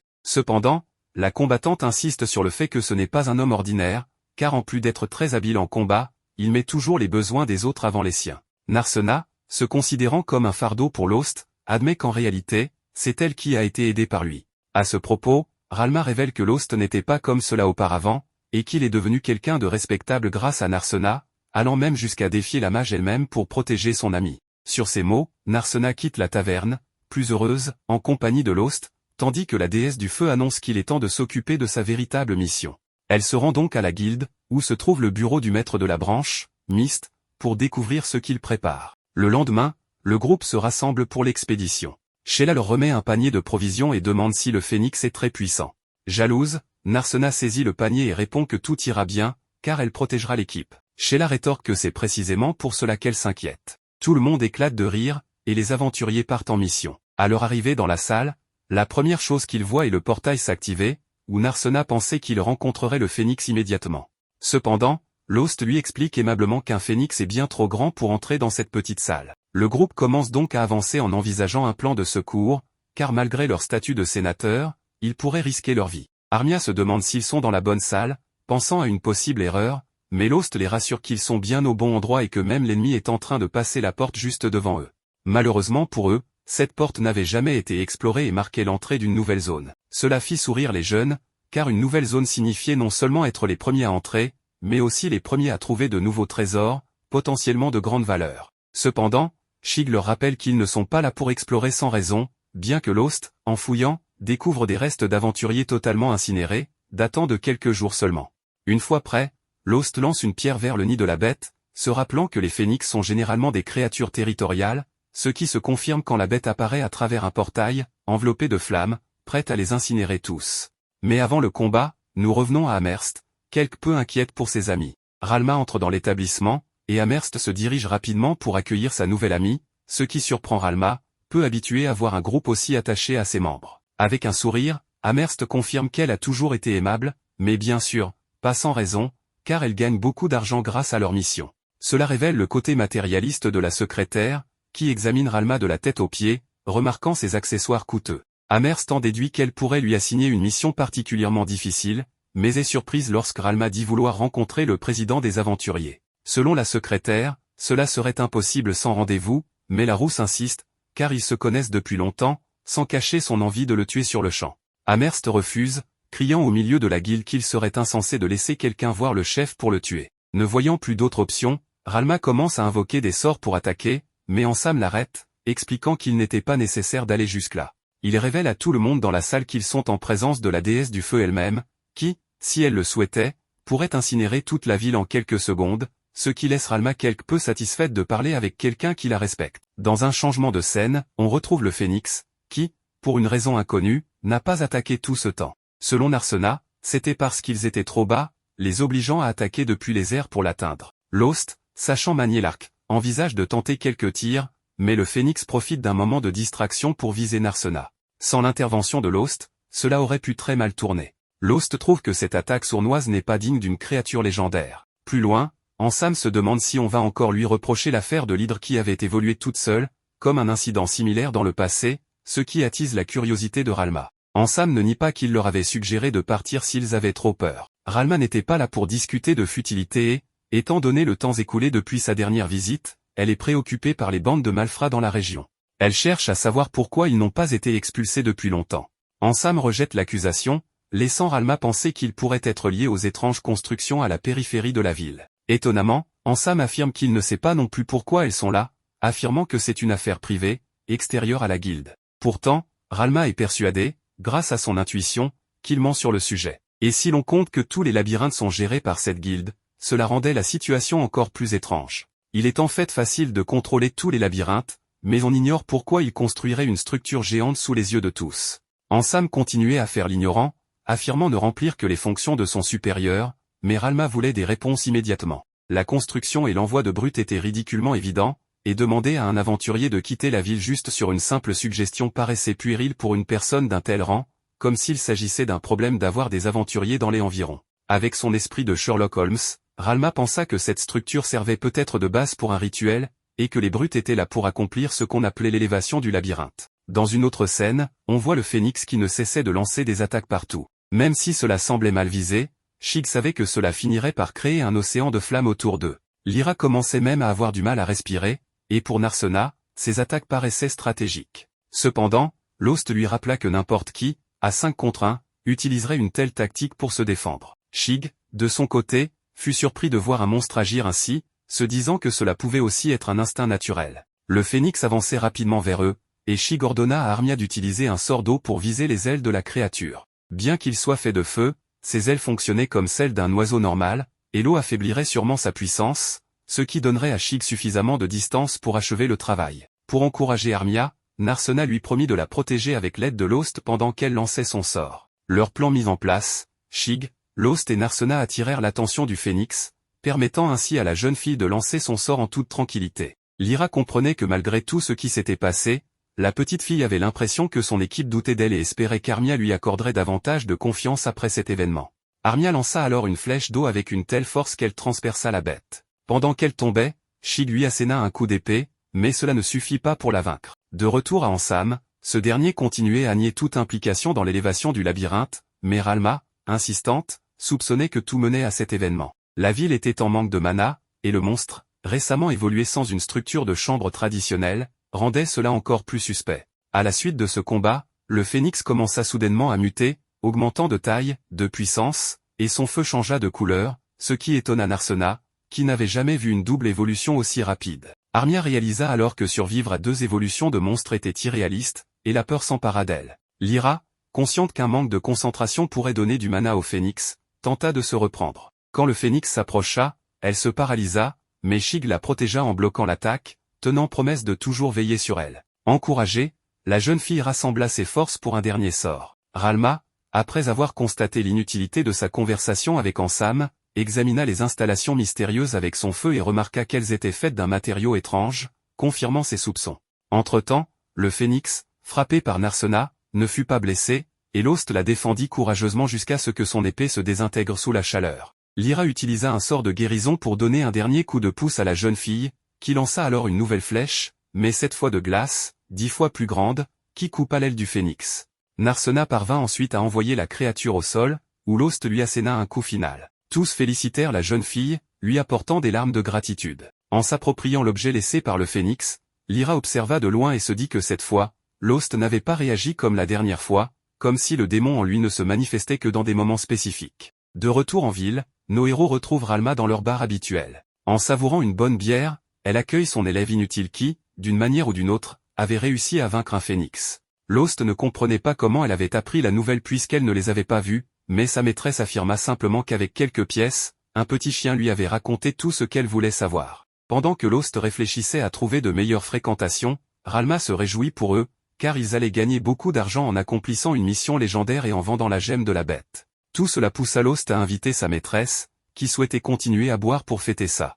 Au milieu du repas, la rouquine remarqua que sa viande était l'une des moins chères du marché, et quand Sheila apparut pour les servir, elle quitta la table, offensée d'un simple regard. En réalité, Ralma ne voulait offenser personne, mais elle savait que comparée à la nourriture du palais, celle-ci devait vraiment être fade. Cette dernière remarque surprit tout le monde à la table, alors Ralma expliqua que Narsena était la future comtesse d'Analestria. Cette révélation surprit tout le monde, y compris Lost, qui découvrait que la jeune femme qui l'avait encouragée des années auparavant continuait à jouer ce rôle dans sa vie. Pendant ce temps, Ansam informait son maître de la 2e évolution du phénix et mentionna que la déesse du feu se mêlait des affaires de la ville. L'ancien espérait qu'Ansam résoudrait rapidement ce dernier petit problème. À ce moment précis, nous voyons que nos protagonistes reçoivent très peu d'argent, ce qui provoque la colère de Narsena. Pour elle, cette misère, en échange d'une pierre magique de phénix, était une véritable insulte, surtout compte tenu de la difficulté qu'ils avaient eu à vaincre cette créature, qui, en plus, était mutée. Bien qu'Amherst n'appréciait pas non plus la somme, Narsena insistait sur le fait qu'elle avait été celle qui les avait motivés à partir en premier lieu, et elle refusait d'accepter une telle misère. Amherst, de son côté, voulait que Narsena voie au moins ce qu'ils avaient reçu avant de se plaindre. En ouvrant la bourse, ils découvrirent qu'on ne leur avait pas remis les habituelles pièces d'argent, mais de magnifiques pièces d'or. Si cela avait été des pièces d'argent, il leur aurait été impossible d'en transporter autant. Cela gonfla l'ego d'Amherst, qui se moqua des jeunes d'aujourd'hui, les trouvant mal élevés. Lost n'eut alors d'autre choix que de donner un généreux pourboire à celui qui leur obtenait toujours les meilleurs prix. Cependant, Amherst remarqua que Lost semblait étrange. Cherchant à savoir ce qui n'allait pas, Narsena affirma immédiatement que ce n'était rien. Mais, au fond, elle savait que son secret, le fait d'être une princesse, l'avait affectée. Dans la ville, un spectacle racontait aux enfants l'histoire d'un terrible dragon qui avait terrorisé la cité pendant 200 longues années, jusqu'à ce qu'un héros apparaisse pour les sauver. De retour à Lost, il mangeait comme d'habitude avec sa compagne, mais son comportement restait inhabituel. Pour rompre le silence, Narsena proposa de louer, enfin, des maisons séparées, car ils avaient suffisamment d'argent pour tenir un moment. Cette proposition surprit Lost. Néanmoins, sa compagne tenait à le faire, Amherst ayant recommandé un endroit plus luxueux en guise de récompense. Bien que l'idée ne déplut pas complètement à Lost, il voulut savoir si l'auberge de Meali avait quelque chose qui déplaisait à Narsena. Celle-ci affirma qu'il s'agissait d'un lieu confortable, avec de bons repas, bien que parfois bruyant à cause de l'affluence. En réalité, Narsena voulait un endroit tranquille pour discuter longuement avec Lost, sans interruption, en buvant quelque chose de chaud et en regardant le feu la nuit. Elle souhaitait évoquer leurs nombreuses aventures et renforcer leurs liens. Peut-être, pensait-elle, une nuit de tels échanges pourrait dégénérer en quelque chose de plus intime. Mais ces pensées étaient déjà trop pour l'esprit pervers de Narsena. De son côté, Lost ne voulait pas déménager, estimant qu'il valait mieux économiser leur butin plutôt que de le gaspiller inutilement. Il pensait également qu'il serait injuste de garder tout l'argent sans le partager avec Shig, qui leur avait proposé de rejoindre son groupe, les trouvant compatibles avec lui. Cela fit réfléchir Narsena, qui se demandait s'il devait vraiment rejoindre Shig alors que ce n'était pas strictement nécessaire. Mais Lost, en termes de combat, voyait l'avantage. Shig était à un niveau totalement différent des autres aventuriers, et à mesure qu'ils exploreraient des donjons de plus en plus profonds, avoir Shig à leur côté serait un atout précieux. Lost, perdu dans ses pensées, laissa Narsena parler seule. Celle-ci, prise au dépourvu, clarifia qu'elle pensait également que rejoindre Shig était une bonne idée. Cette nuit-là, ils célébrèrent en buvant ensemble, et Meali leur offrit un délicieux poulet pour fêter l'événement. Après une longue soirée, Armia, la plus jeune, fut la première à céder au sommeil, et Lyra s'occupa d'elle. Avant de partir, elle rappela à Shig d'essayer de devenir ami avec Lost maintenant qu'il était dans leur groupe. Narsena profita de l'occasion pour avoir une discussion entre filles avec Lyra. Elle lui confia avoir tenté de convaincre Lost qu'ils devraient vivre ensemble, mais qu'il avait immédiatement refusé. Narsena se demandait même si Lost lui en voulait de lui avoir menti pendant tout ce temps. Lyra jugea cela peu probable, affirmant qu'il était évident que Lost tenait beaucoup à elle. Elle supposa plutôt que Lost était simplement timide ou lent à comprendre ce genre de choses. Chaque homme ayant sa propre personnalité, peut-être que Narsena devrait apprendre à mieux le connaître pour se rapprocher de lui. Ces paroles redonnèrent à Narsena un nouvel espoir, laissant son imagination s'envoler à nouveau. Il était évident qu'il avait la déesse de l'amour en face de lui, surtout avec cette allure de femme mûre qui semblait avoir vécu 1000 relations. Cependant, Lyra était persuadée que ce n'était qu'une impression, car si elle avait eu autant de relations, elle n'aurait pas à travailler aussi dur. Revenant à Shig, celui-ci affirma qu'il n'était pas contre l'idée de vivre dans une maison séparée avec Narsena, mais Lost ne comprenait toujours pas pourquoi elle le souhaitait. Shig supposa alors qu'elle tenait beaucoup à lui et que la rejeter pourrait lui briser le cœur, à moins qu'elle ne le déteste encore pour ce qui s'était passé récemment. Lost déclara qu'il ne la détestait pas du tout, ajoutant qu'elle avait été la première à l'encourager à poursuivre sa vie d'aventurier alors qu'il était au plus bas. Pour lui, il était impensable de la détester, car elle avait joué un rôle crucial dans son retour à une vie meilleure. Shig, surpris, avoua qu'il pensait qu'il lui en voulait encore. Il posa alors une seconde question, est-ce que Lost aimait Narsena? La réaction embarrassée de Lost, devenu rouge comme une tomate, montra clairement qu'il avait du mal à exprimer ses sentiments. Lyra expliqua que Shig avait toujours eu ce problème, en racontant comment elle avait rejoint son équipe des années auparavant. Étant très jolie, beaucoup d'hommes la harcelaient et certains rejoignaient même l'équipe de Shig uniquement pour se rapprocher d'elle. Ces confidences nocturnes réveillèrent Armia, intriguée par l'histoire. Lyra raconta qu'un jour, alors que Shig était absent, un de ses coéquipiers avait failli lui faire des avances déplacées. Heureusement, étant forte, elle s'en était sortie sans problème. Quand Shig revint, l'affaire était close pour tout le monde, sauf pour lui. Après avoir corrigé l'individu, Shig disparut mystérieusement sans dire un mot. Plus tard, il expliqua qu'il n'avait pas su comment réagir, ce qui l'avait poussé à s'éloigner. Par le hasard de la vie, ils s'étaient retrouvés, et malgré tout, Lyra ne lui en voulait pas. Lors d'une discussion avec ses amis, Lyra admit que l'attitude de Shig l'avait frustrée, mais elle n'avait jamais été en colère contre lui. Pendant ce temps, Sheila, qui observait à distance, nota que Shig semblait plaire à Lyra. Revenant à Shig, celui-ci déclara qu'il serait absurde de nier ses sentiments. S'il aimait Narsena, il ferait mieux d'accepter de vivre seul avec elle. Lost, touché par le fait que Narsena ait proposé de vivre avec lui, confirma cependant qu'il devait encore clarifier quelque chose. Avant qu'il ne puisse expliquer, Amherst apparut pour demander une bière et mentionna que son enquête était terminée. Amherst souligna que son travail de recherche était individuel et que Shig n'avait pas à se mêler de ses affaires. Mais comme il faisait maintenant partie de la même équipe, cela importait peu. Il poursuivit avec des détails sur son rapport, évoquant Narsena, fille unique de la comtesse Anna Lestoria, et comment sa carrière d'aventurière rendait sa vie dangereuse pour son peuple. Shig expliqua qu'il avait rencontré des aventuriers ayant des talents variés, y compris d'excellents médecins. Mais une princesse, c'était une toute autre histoire. Lost demanda alors si sa famille approuvait son choix de vie. D'après Amherst, son père avait pardonné Narsena à cause d'un événement important. Narsena révéla que ses cheveux n'étaient pas naturels. Elle avait été blonde, comme le reste de sa famille, mais un jour, elle avait décidé de les teindre. Ce détail n'avait aucun sens pour Lyra, mais Hermia trouvait que c'était une belle couleur et qu'il n'y avait pas lieu de s'inquiéter. Ce changement de couleur avait empêché Lost de reconnaître Narsena comme la petite fille qu'il avait connue. Cependant, ce fut aussi la raison pour laquelle son père ne s'était pas opposé à son choix de vie. Selon Shig, ce changement signifiait qu'elle ne vivrait peut-être pas longtemps, ce qui avait conduit sa famille à vouloir qu'elle profite pleinement de sa vie. Shig partagea une ancienne histoire à ce sujet, mais avant qu'il n'en dise plus, Amherst mentionna que ceux capables de frapper un phénix à main nue ne partiraient pas facilement dans l'au-delà. Son rapport spécial terminé, il fallait remettre l'argent. Pour Shig, cela semblait exagéré, mais Lost était prêt à payer pour en apprendre davantage sur Narsena. Shig continua à partager du vin avec son nouvel ami. De son côté, Narsena, en tant que princesse aux cheveux magiques et aventurière, vivait un amour d'enfance que ses amis avaient du mal à comprendre. Quand vint le tour de Lyra de régler ses propres problèmes,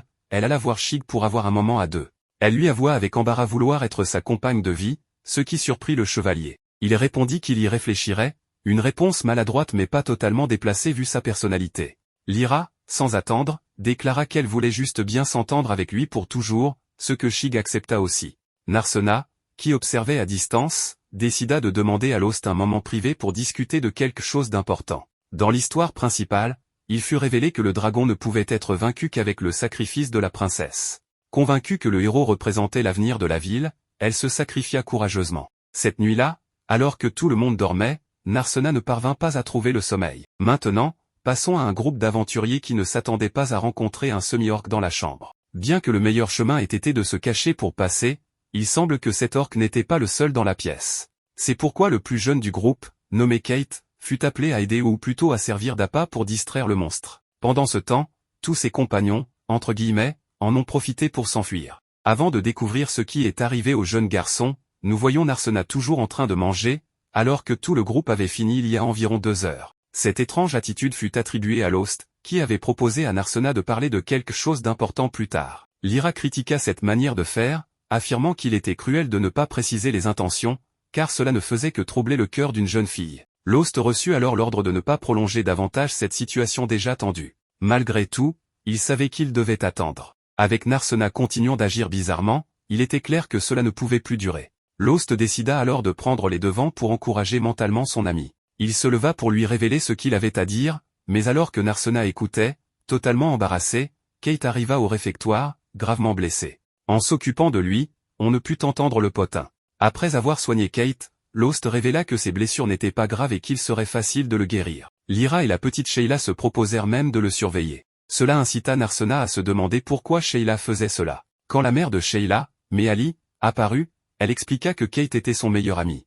C'était un orphelin qui jouait souvent avec les autres enfants, et Meali l'invitait parfois à manger. Cependant, avec le temps, il était devenu aventurier, comme presque tous les orphelins de la ville. Il avait récemment rejoint un groupe pour explorer des labyrinthes. Meali ne comprenait pas comment cela avait pu arriver. Lost, au fond de lui, avait déjà une idée de la réponse. Il s'excusa auprès de Narsena, car leur discussion devait encore attendre. Il avait quelque chose d'important à faire à l'association des aventuriers. Une fois arrivé, il trouva Marnell, qui avait capturé les soi-disant amis de Kate. Bien que Marnell ait envisagé des punitions très sombres pour eux, Lost, de nature simple et pacifique, décida seulement de les expulser de la ville pour qu'ils ne nuisent plus à Kate. Cependant, Marnell laissa une dernière menace aux aventuriers expulsés, s'ils ne suivaient pas les consignes, certaines parties de leur corps seraient coupées. Cela marqua la fin pour ce groupe d'aventuriers mal intentionnés. Malgré tout, Marnell plaisanta sur le fait que même si ces aventuriers apportaient de l'argent à l'association, ils ne méritaient pas d'y rester. Lost réfléchit alors sur la véritable fiabilité de cette organisation,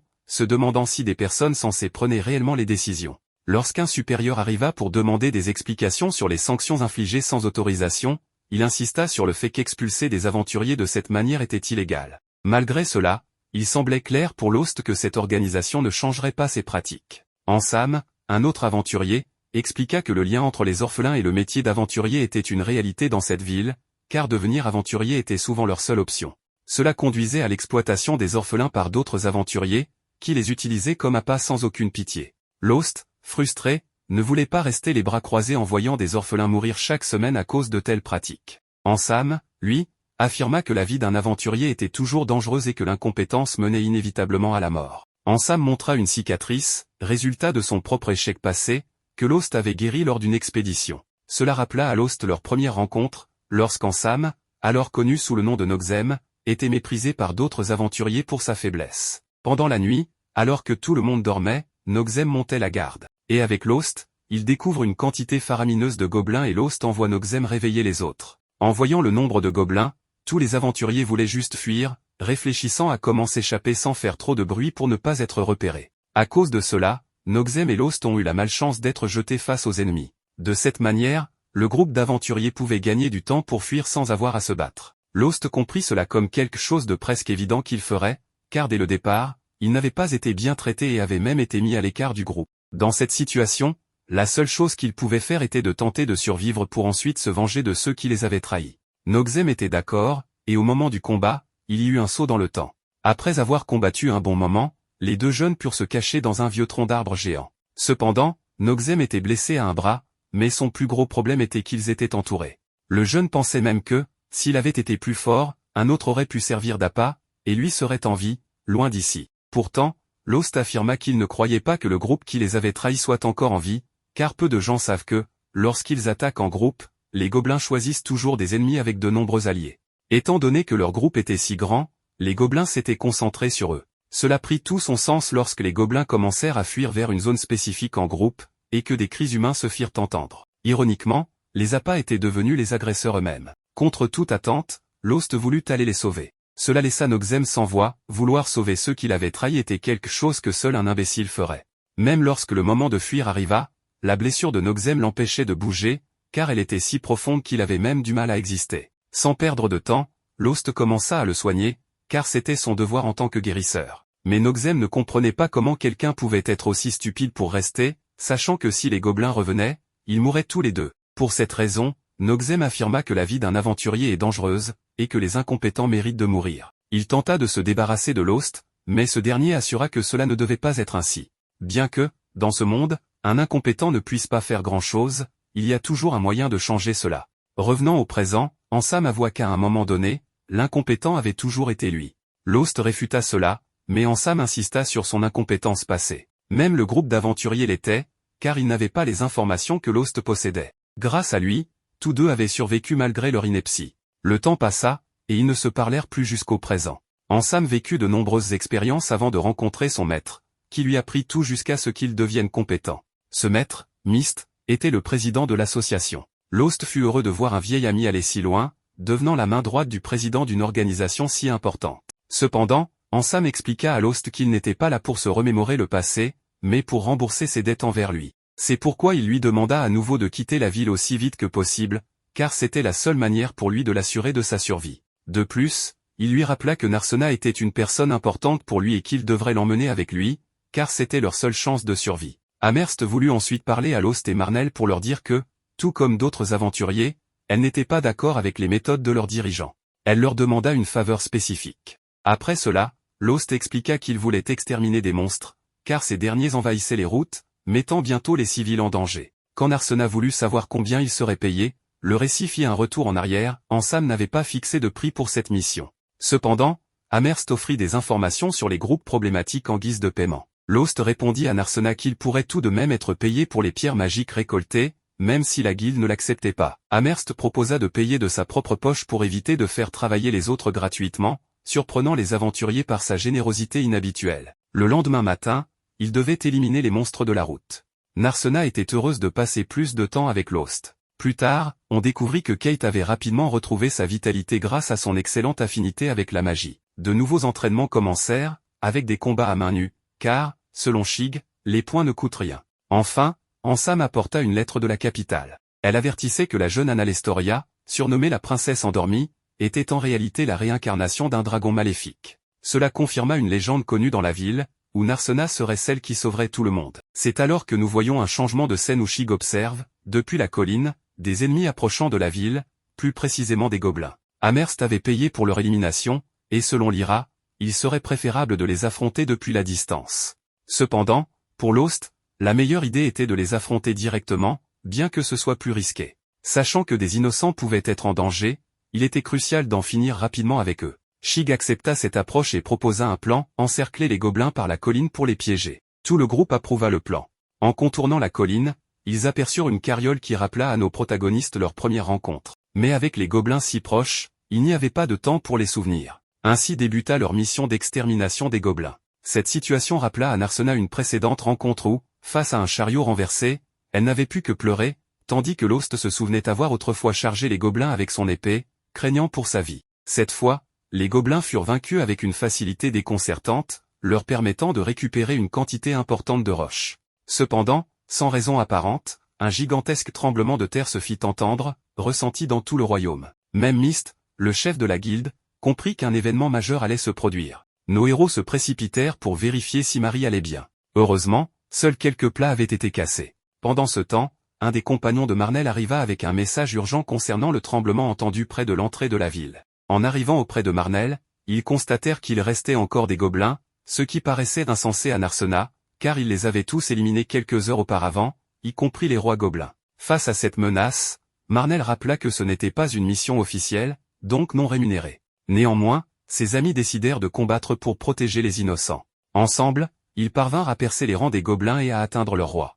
Lost réussit à lui couper un bras, mais le roi commença à chanter, annonçant que tous finiraient par mourir. Les gobelins plus jeunes répétèrent sinistrement ces mots, créant une scène troublante, car ces créatures ne parlent normalement pas la langue des humains. Malgré cela, Lost encouragea son groupe à ne pas reculer et à protéger la ville. Motivés, ils éliminèrent presque tous les gobelins, bien que le roi continuât à parler de l'extermination de l'humanité. Lorsque son cristal commença à scintiller, il devint évident qu'il évoluait, expliquant peut-être leur capacité à parler. Pourtant, cette évolution semblait trop puissante pour être vraie. Comme si cela ne suffisait pas, le groupe fut informé d'une nouvelle attaque gobeline, cette fois par un groupe plus vaste, ce qui obligea Shig à envisager de demander l'aide d'autres aventuriers.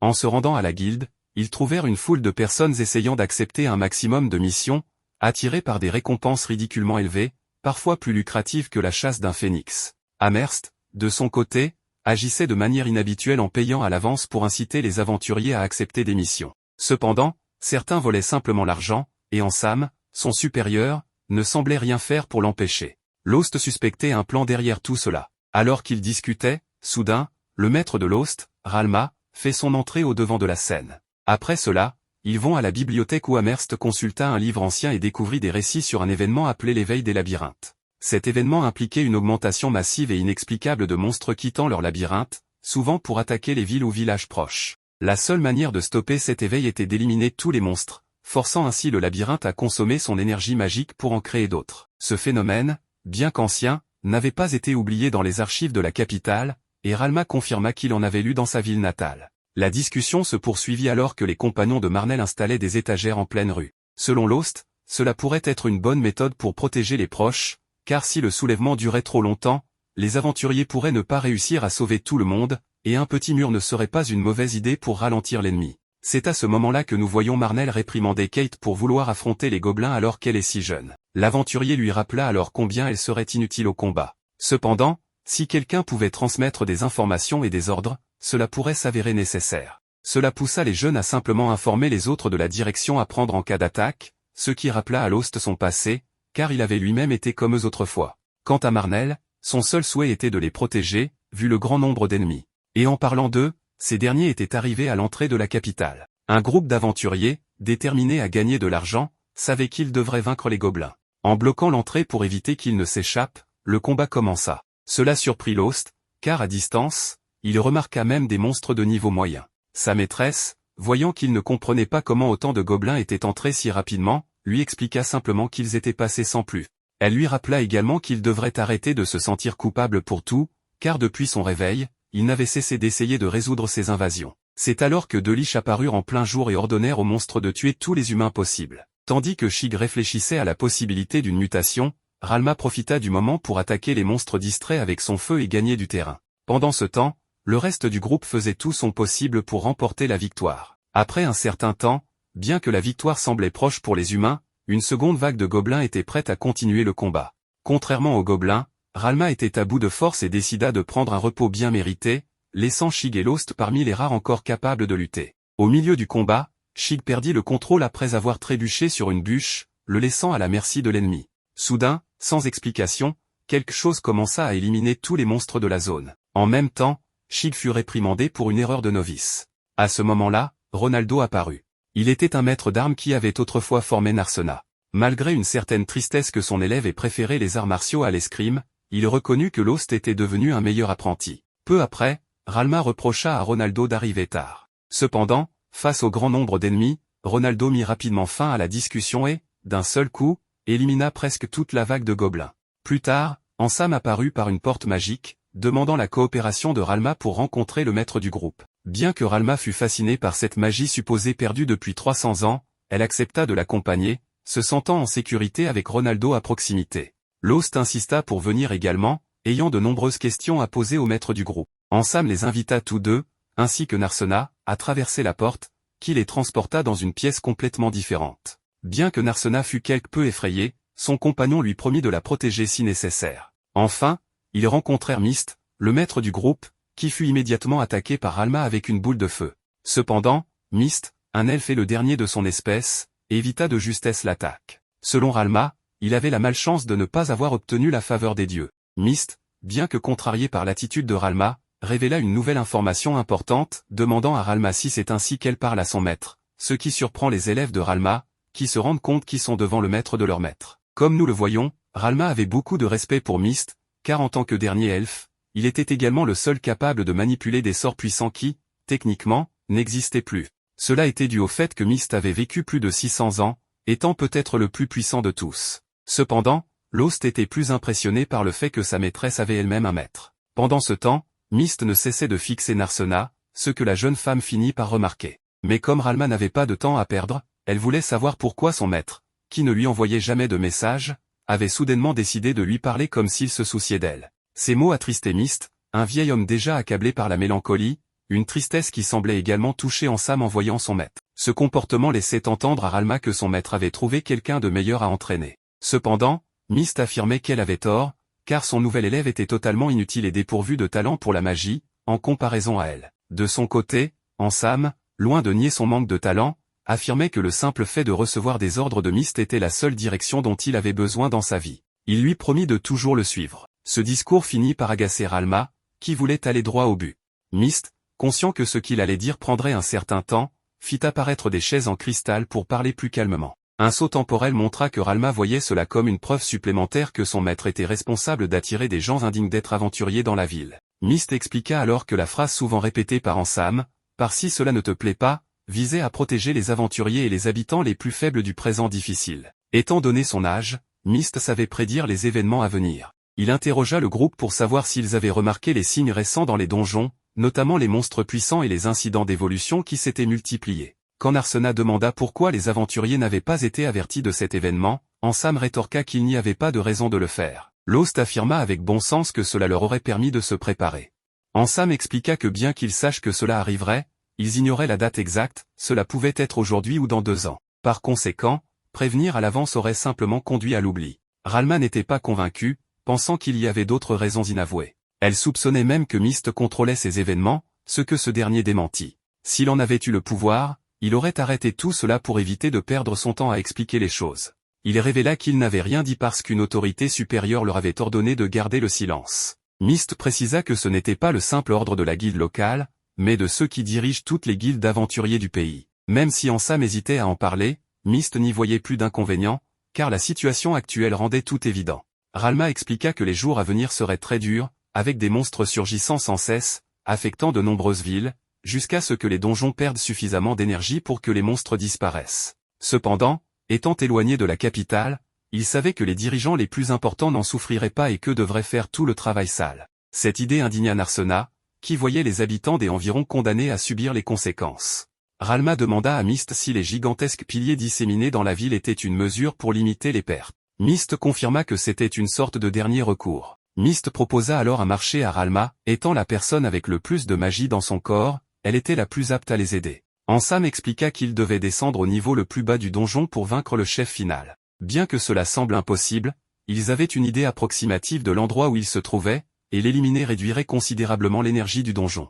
Ralma accepta, prête à mettre fin à cette folie. Pendant ce temps, la porte de Ansam a conduit nos protagonistes à leur destination, où le plan commencerait avec Ralma activant une autre entrée secrète. Avant d'entrer, elle a dit à son élève que, bien qu'ils travaillent ensemble sur un plan, ils ne devaient en aucun cas faire confiance à Mist. Après cette mise en garde, Ralma a fait ses adieux à son élève pour être utilisé comme une sorte de batterie capable de générer suffisamment d'énergie pour ériger un mur de lumière empêchant tout monstre d'entrer. Comme pour plaisanter, Lost se remémora le jour où il avait affirmé qu'il n'y avait pas de mur dans la ville, tout en sachant que sa maîtresse lui avait toujours assuré que cette ville possédait le mur le plus solide du monde. Du côté des aventuriers, ils ont pu se sauver grâce au bouclier de Ralma, ce qui leur a donné le temps nécessaire pour venir en aide au reste de la ville. Shig, avec beaucoup d'efforts, réussit à vaincre un des ennemis, ce qui fut remarqué par son maître, qui lui permit de se reposer après tout ce qu'il avait accompli. Cela facilita également la tâche des autres aventuriers pour affronter leurs ennemis. Lorsque Lost et Narsena revinrent, ils racontèrent tout ce qui s'était passé.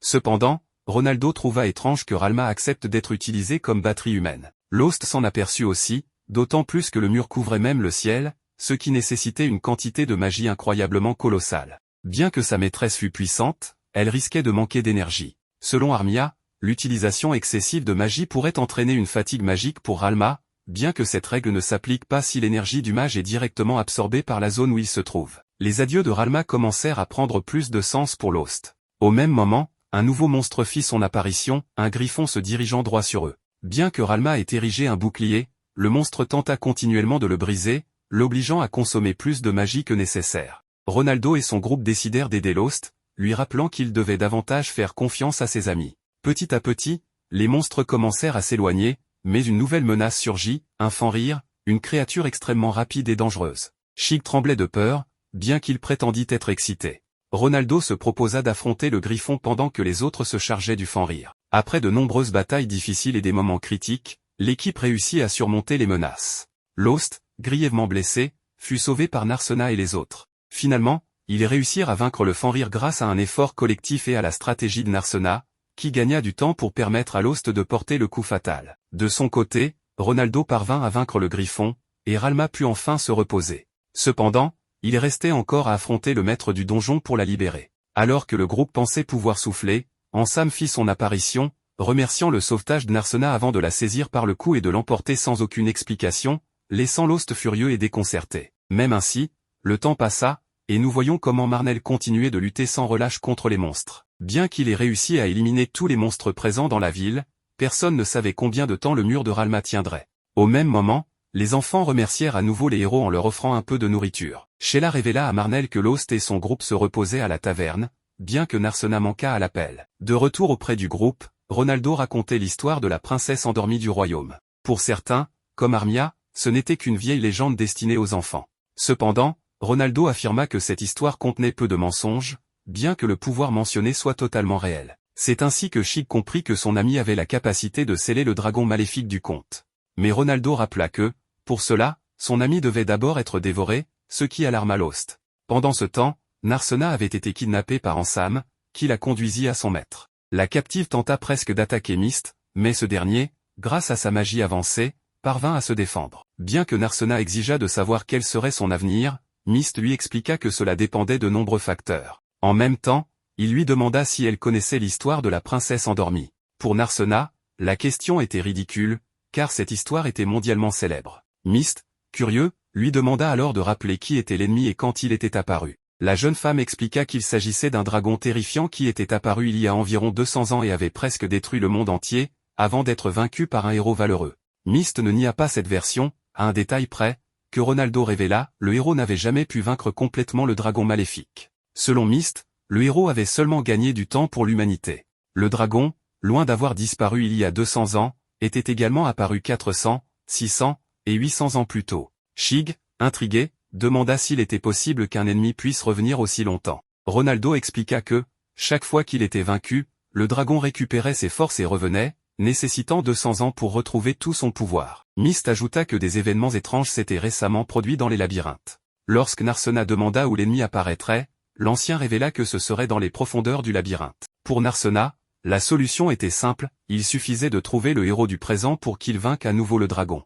Myst, cependant, précisa qu'actuellement, aucun héros n'existait. Ronaldo confirma qu'autrefois, un héros surgissait toujours au moment où le dragon était sur le point de renaître. Mais cette fois, aucun héros ne semblait présent. Toutefois, il était encore possible de sceller le dragon, et seul Narsena en était capable. Son changement de couleur de cheveux n'était pas une simple coïncidence. Myst révéla à Narsena que son père, en tant que comte, devait savoir que ce destin lui était réservé. Narsena comprit alors que sa famille lui avait permis de devenir aventurière pour cette raison. Lost, inquiet, voulut confirmer si sa camarade avait été enlevée pour sceller le dragon de la légende. Ronaldo expliqua qu'il voulait utiliser la princesse endormie. Myst ajouta qu'il existait des individus plus puissants que lui, contrôlant toutes les guildes d'aventuriers. Lost comprit alors que le chancelier devait être impliqué. Ronaldo expliqua que, bien que le chancelier cherche à limiter les dégâts, il n'éviterait pas complètement la destruction.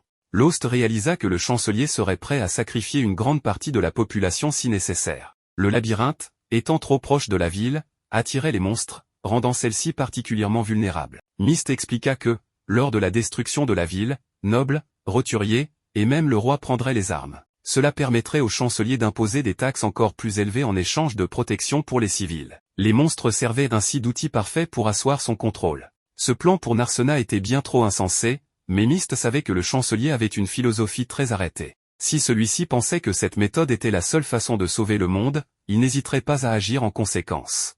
Ansam, de son côté, rappela à Narsena qu'à chaque réveil du dragon, un labyrinthe différent apparaissait. Cependant, en jugeant par l'activité récente des monstres, il était probable que ce nouveau labyrinthe surgisse à Marda. Shig, pour sa part, ne comprenait pas pourquoi les habitants de la ville n'avaient pas été prévenus afin de se mettre à l'abri. Ronaldo affirma qu'il l'avait été, mais le chancelier voulait éviter tout désordre. Myst, de son côté, préféra agir différemment. C'est pourquoi il avait secrètement construit un mur sans l'approbation du chancelier, afin de protéger la ville autant que possible. Armia, soucieuse des jeunes femmes, demanda ce qu'il adviendrait d'elle. Ronaldo expliqua que Ralma avait passé un accord, être le bouclier de la ville à condition d'essayer de la sauver en affrontant le maître du labyrinthe. Cependant, tant que ce dernier ne serait pas vaincu, leur vie serait en grand danger. Pour cette raison, Narsena devenait l'alternative la plus viable, le plan B. Lorsque le dragon se réveillerait, il suffirait qu'elle sacrifie sa vie. Lyra, cependant, soupçonnait que Myst avait d'autres plans en tête, ce que Ronaldo confirma comme une possibilité. Même s'il venait à vaincre le maître du labyrinthe, cela avait peut-être échoué parce qu'il n'avait jamais atteint les zones les plus profondes de celui-ci, jugées trop dangereuses. Lyra et Armia craignaient les labyrinthes inexplorés, connus pour être la source des pires problèmes. C'est pourquoi Ronaldo décida de les explorer, après avoir obtenu l'accord de Lost et de Shig. Le groupe était prêt, il ne laisserait personne derrière. Pendant ce temps, Narsena fut transportée grâce à un cercle de téléportation vers une magnifique salle qu'elle n'avait jamais vue auparavant. Ses compagnons se préparaient à entrer dans le labyrinthe, supposément vidé de ces monstres, puisque la plupart étaient sortis à l'extérieur. Mais dès qu'ils commencèrent à en croiser, la deuxième phase de l'événement s'enclencha. Narsena fit face à un cyclope d'un niveau extrêmement élevé. Myst expliqua que c'était normal puisqu'il se trouvait dans les profondeurs du labyrinthe de Marda. Il indiqua à Narsena que le maître du labyrinthe se trouvait droit devant. Lost retrouva enfin son ami, bien que des géants ennemis leur barraient encore le chemin.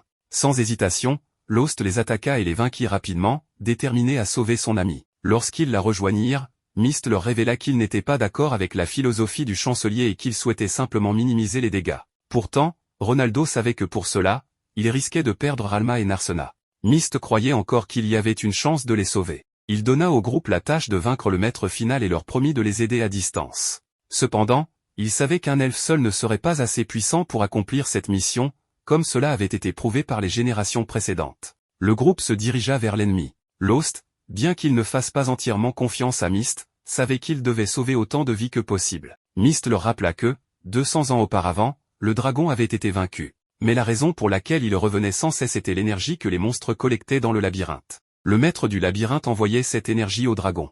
En le vainquant, il pouvait stopper le processus. Cependant, Myst avertit que cela ne donnerait que du temps, rien de plus.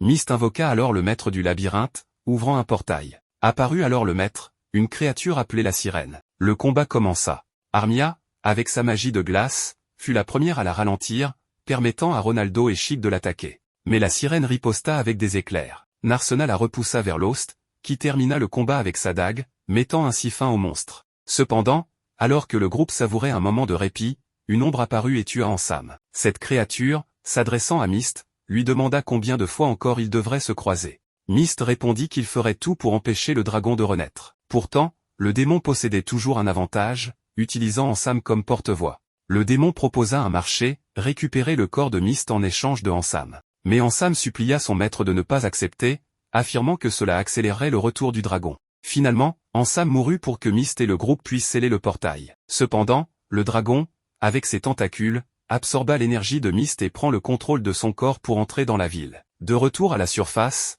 le groupe trouva leur cité enveloppée dans une aura maléfique, signe de l'influence grandissante du dragon. L'histoire se poursuit avec le maître de guilde possédé par un puissant démon qui prend complètement le contrôle de lui-même. Ralma, choqué par ses actions, exprime son incompréhension en rappelant qu'il avait prévu de vaincre le seigneur du labyrinthe. Ralma suppose que le dragon noir a pris le contrôle du directeur. À partir de là, Ralma commence à perdre ses forces, s'effondrant progressivement. Le mur qui retenait les démons et les monstres s'effrite. Une énorme secousse survient, et Lost annonce que la deuxième frénésie du labyrinthe est sur le point de commencer, rendant la situation extrêmement difficile. Pendant ce temps, les amis de Lost comptent les monstres, terrifiés. Marnell les rassure en affirmant que le mur tient toujours et que les monstres ne peuvent pas entrer dans la ville. Toutefois, il devient évident que le mur ne tiendra pas indéfiniment. Ralma est complètement épuisé. Nous voyons ensuite Lost s'occuper de Ansam, gravement blessé après un coup puissant du dragon. La blessure est difficile à guérir et nécessitera beaucoup de temps. Ansam parle à Lost et lui demande de pardonner au directeur, expliquant que le dragon l'a contrôlé, mais qu'au fond de lui, il reste bon et ne veut faire de mal à personne. Il lui rappelle que le directeur lui a tant appris et que cela l'a aidé à grandir. Concernant la ville, Ansam ajoute que les habitants ne se soucient pas d'eux et que tout le monde les déteste. Lost lui répond qu'il le respecte et le considère comme son ami. Ansam avoue ressentir la même chose et explique que c'est pour cela qu'il lui avait conseillé de partir, car il ne voulait pas qu'il ait des ennuis à cause des nombreux problèmes de la ville. Ailleurs, Marnell et le reste de l'armée se préparent à affronter cet ennemi redoutable dans une bataille totale. Pendant ce temps, Lost attaque le directeur de l'académie, attirant son attention, et réplique avec des coups puissants et des assauts dévastateurs. Lost parle ensuite avec Narsena et découvre qu'elle est la princesse endormie. Il ne peut se résoudre à la laisser affronter le dragon maléfique. Pendant ce temps, un groupe d'aventuriers tente de combattre les monstres sans parvenir à contrôler la situation. Lost fait équipe avec Armia, qui utilise son pouvoir pour le soulever vers le vieil homme afin qu'il puisse le poignarder avec le couteau dans sa main. Le vieil homme se moque d'eux et les qualifie de simples humains téméraires. Avant que Lost ne puisse agir, le vieil homme le poignarde à l'estomac, et il s'écroule au sol. Narsena décide d'aller vers lui pour vérifier s'il est vivant. Pendant ce temps, les aventuriers continuent de combattre les monstres. Narsena atteint Lost, inconscient, et Lyra utilise ses pouvoirs pour le soigner. Shig affirme que si la situation continue ainsi, le mur s'effondrera. Ronaldo rejoint la conversation et suggère qu'ils doivent trouver un moyen d'évacuer les habitants de la ville avant l'arrivée des monstres. Narsena réfléchit à une solution et propose d'utiliser le pouvoir de la princesse endormie en dernier recours. Ronaldo exprime ses doutes en précisant que ce pouvoir peut endormir le dragon maléfique, mais qu'il n'est pas très puissant et ne durera pas plus de 10 ans. Narsena comprend que 10 ans est une période limitée mais qu'elle peut offrir un répit. Elle se dirige vers le vieil homme en affirmant que si le héros échoue, ils devront chercher une autre solution. Elle est convaincue que son frère aîné peut réussir. Devant le vieil homme, Narsena s'adresse directement au démon en lui demandant de la tuer. Elle court vers lui à pleine vitesse, convaincue que le désir de dévorer la princesse endormie ne peut être vaincu. Le vieil homme lui demande la raison de sa venue, mais elle ne répond pas. À ce moment-là, Lost la voit et entre dans une rage incontrôlable, se transformant en bête. Le vieil homme, choqué, ignore ce qu'est ce pouvoir que personne d'humain n'a jamais possédé. Lost écarte Narsena et attrape le vieil homme, déclenchant une attaque brutale contre lui. Tout le monde est terrifié alors que Lost continue d'attaquer. Au moment où il s'apprête à porter le coup final, Narsena l'arrête et lui dit calmement qu'elle est à ses côtés. Ces paroles ramènent Lost à lui-même, et il retrouve sa véritable forme. L'entité maléfique Myst tente de s'échapper, ce que Ansam remarque immédiatement. Il alerte Lost en disant que Myst est en fuite. Narsena avance et déclare vouloir gérer cela pour aider le groupe. Ensemble, ils poursuivent Myst et l'attaquent. Finalement, le dragon maléfique est expulsé du corps de Myst. Ce dernier les remercie pour leur aide, tout en les avertissant que même si le flux d'énergie magique a été coupé, il n'y a pas de danger immédiat. Le dragon maléfique ne reviendra pas à la vie pour le moment, et la mana autour de la ville se dissipera progressivement. Myst exprime sa gratitude en disant que tout cela est grâce à eux. Ansam lui prend la main et répond en disant qu'il considère Myst comme un père. La ville retrouve alors son état d'origine, paisible et intact. L'histoire se poursuit avec Ronaldo, qui vérifie l'état de Ralma. Il lui affirme avoir juré de la protéger même au péril de sa vie. Ralma le remercie et lui propose de continuer à vivre ensemble et à se soutenir mutuellement. Nous voyons ensuite un homme lire une lettre annonçant que Myst s'est dissipé, que le dragon maléfique est plongé dans un sommeil temporaire et que la princesse endormie est en sécurité. Toutefois, il ajoute qu'il n'y a peut-être personne capable de remplacer le héros. La scène se déplace vers la guilde, où Ansam annonce à Amherst qu'elle est le nouveau maître de guilde, ce qui la surprend, ainsi que tous les aventuriers présents. Elle demande pourquoi Ansam ne peut pas prendre le relais, alors, il lui répond qu'il a d'autres projets et qu'il n'a pas le talent pour diriger les autres. Sachant à quel point elle aime l'argent, Ansam se rapproche d'Amherst et lui annonce le salaire d'un maître de guilde, ce qui pousse Amherst à accepter de travailler dur pour reconstruire la ville et sa guilde. Nous voyons ensuite tout le monde réuni dans un restaurant. Ronaldo commente que la situation dépasse leur capacité et suggère de laisser cela à la guilde de la capitale royale. Il estime qu'ils n'ont plus besoin de s'impliquer avec Lost. Plus tard, Lost parle à Narsena et lui dit qu'ils ont accompli tant de choses, mais que le dragon maléfique se réveillera un jour. Il annonce qu'il a décidé de partir en voyage pour trouver le héros et lui propose de l'accompagner. Narsena répond qu'elle est là pour le soutenir et qu'elle n'a jamais changé d'avis. Ensemble, ils quittent la ville en faisant leurs adieux à tout le monde. Les habitants sont attristés par leur départ. Armia affirme que laisser Lost et Narsena partir n'a pas été une décision facile, mais qu'ils ont choisi ce chemin eux-mêmes. Elle ajoute qu'ils ne devraient pas les en empêcher et qu'ils se retrouveront dans un labyrinthe un jour.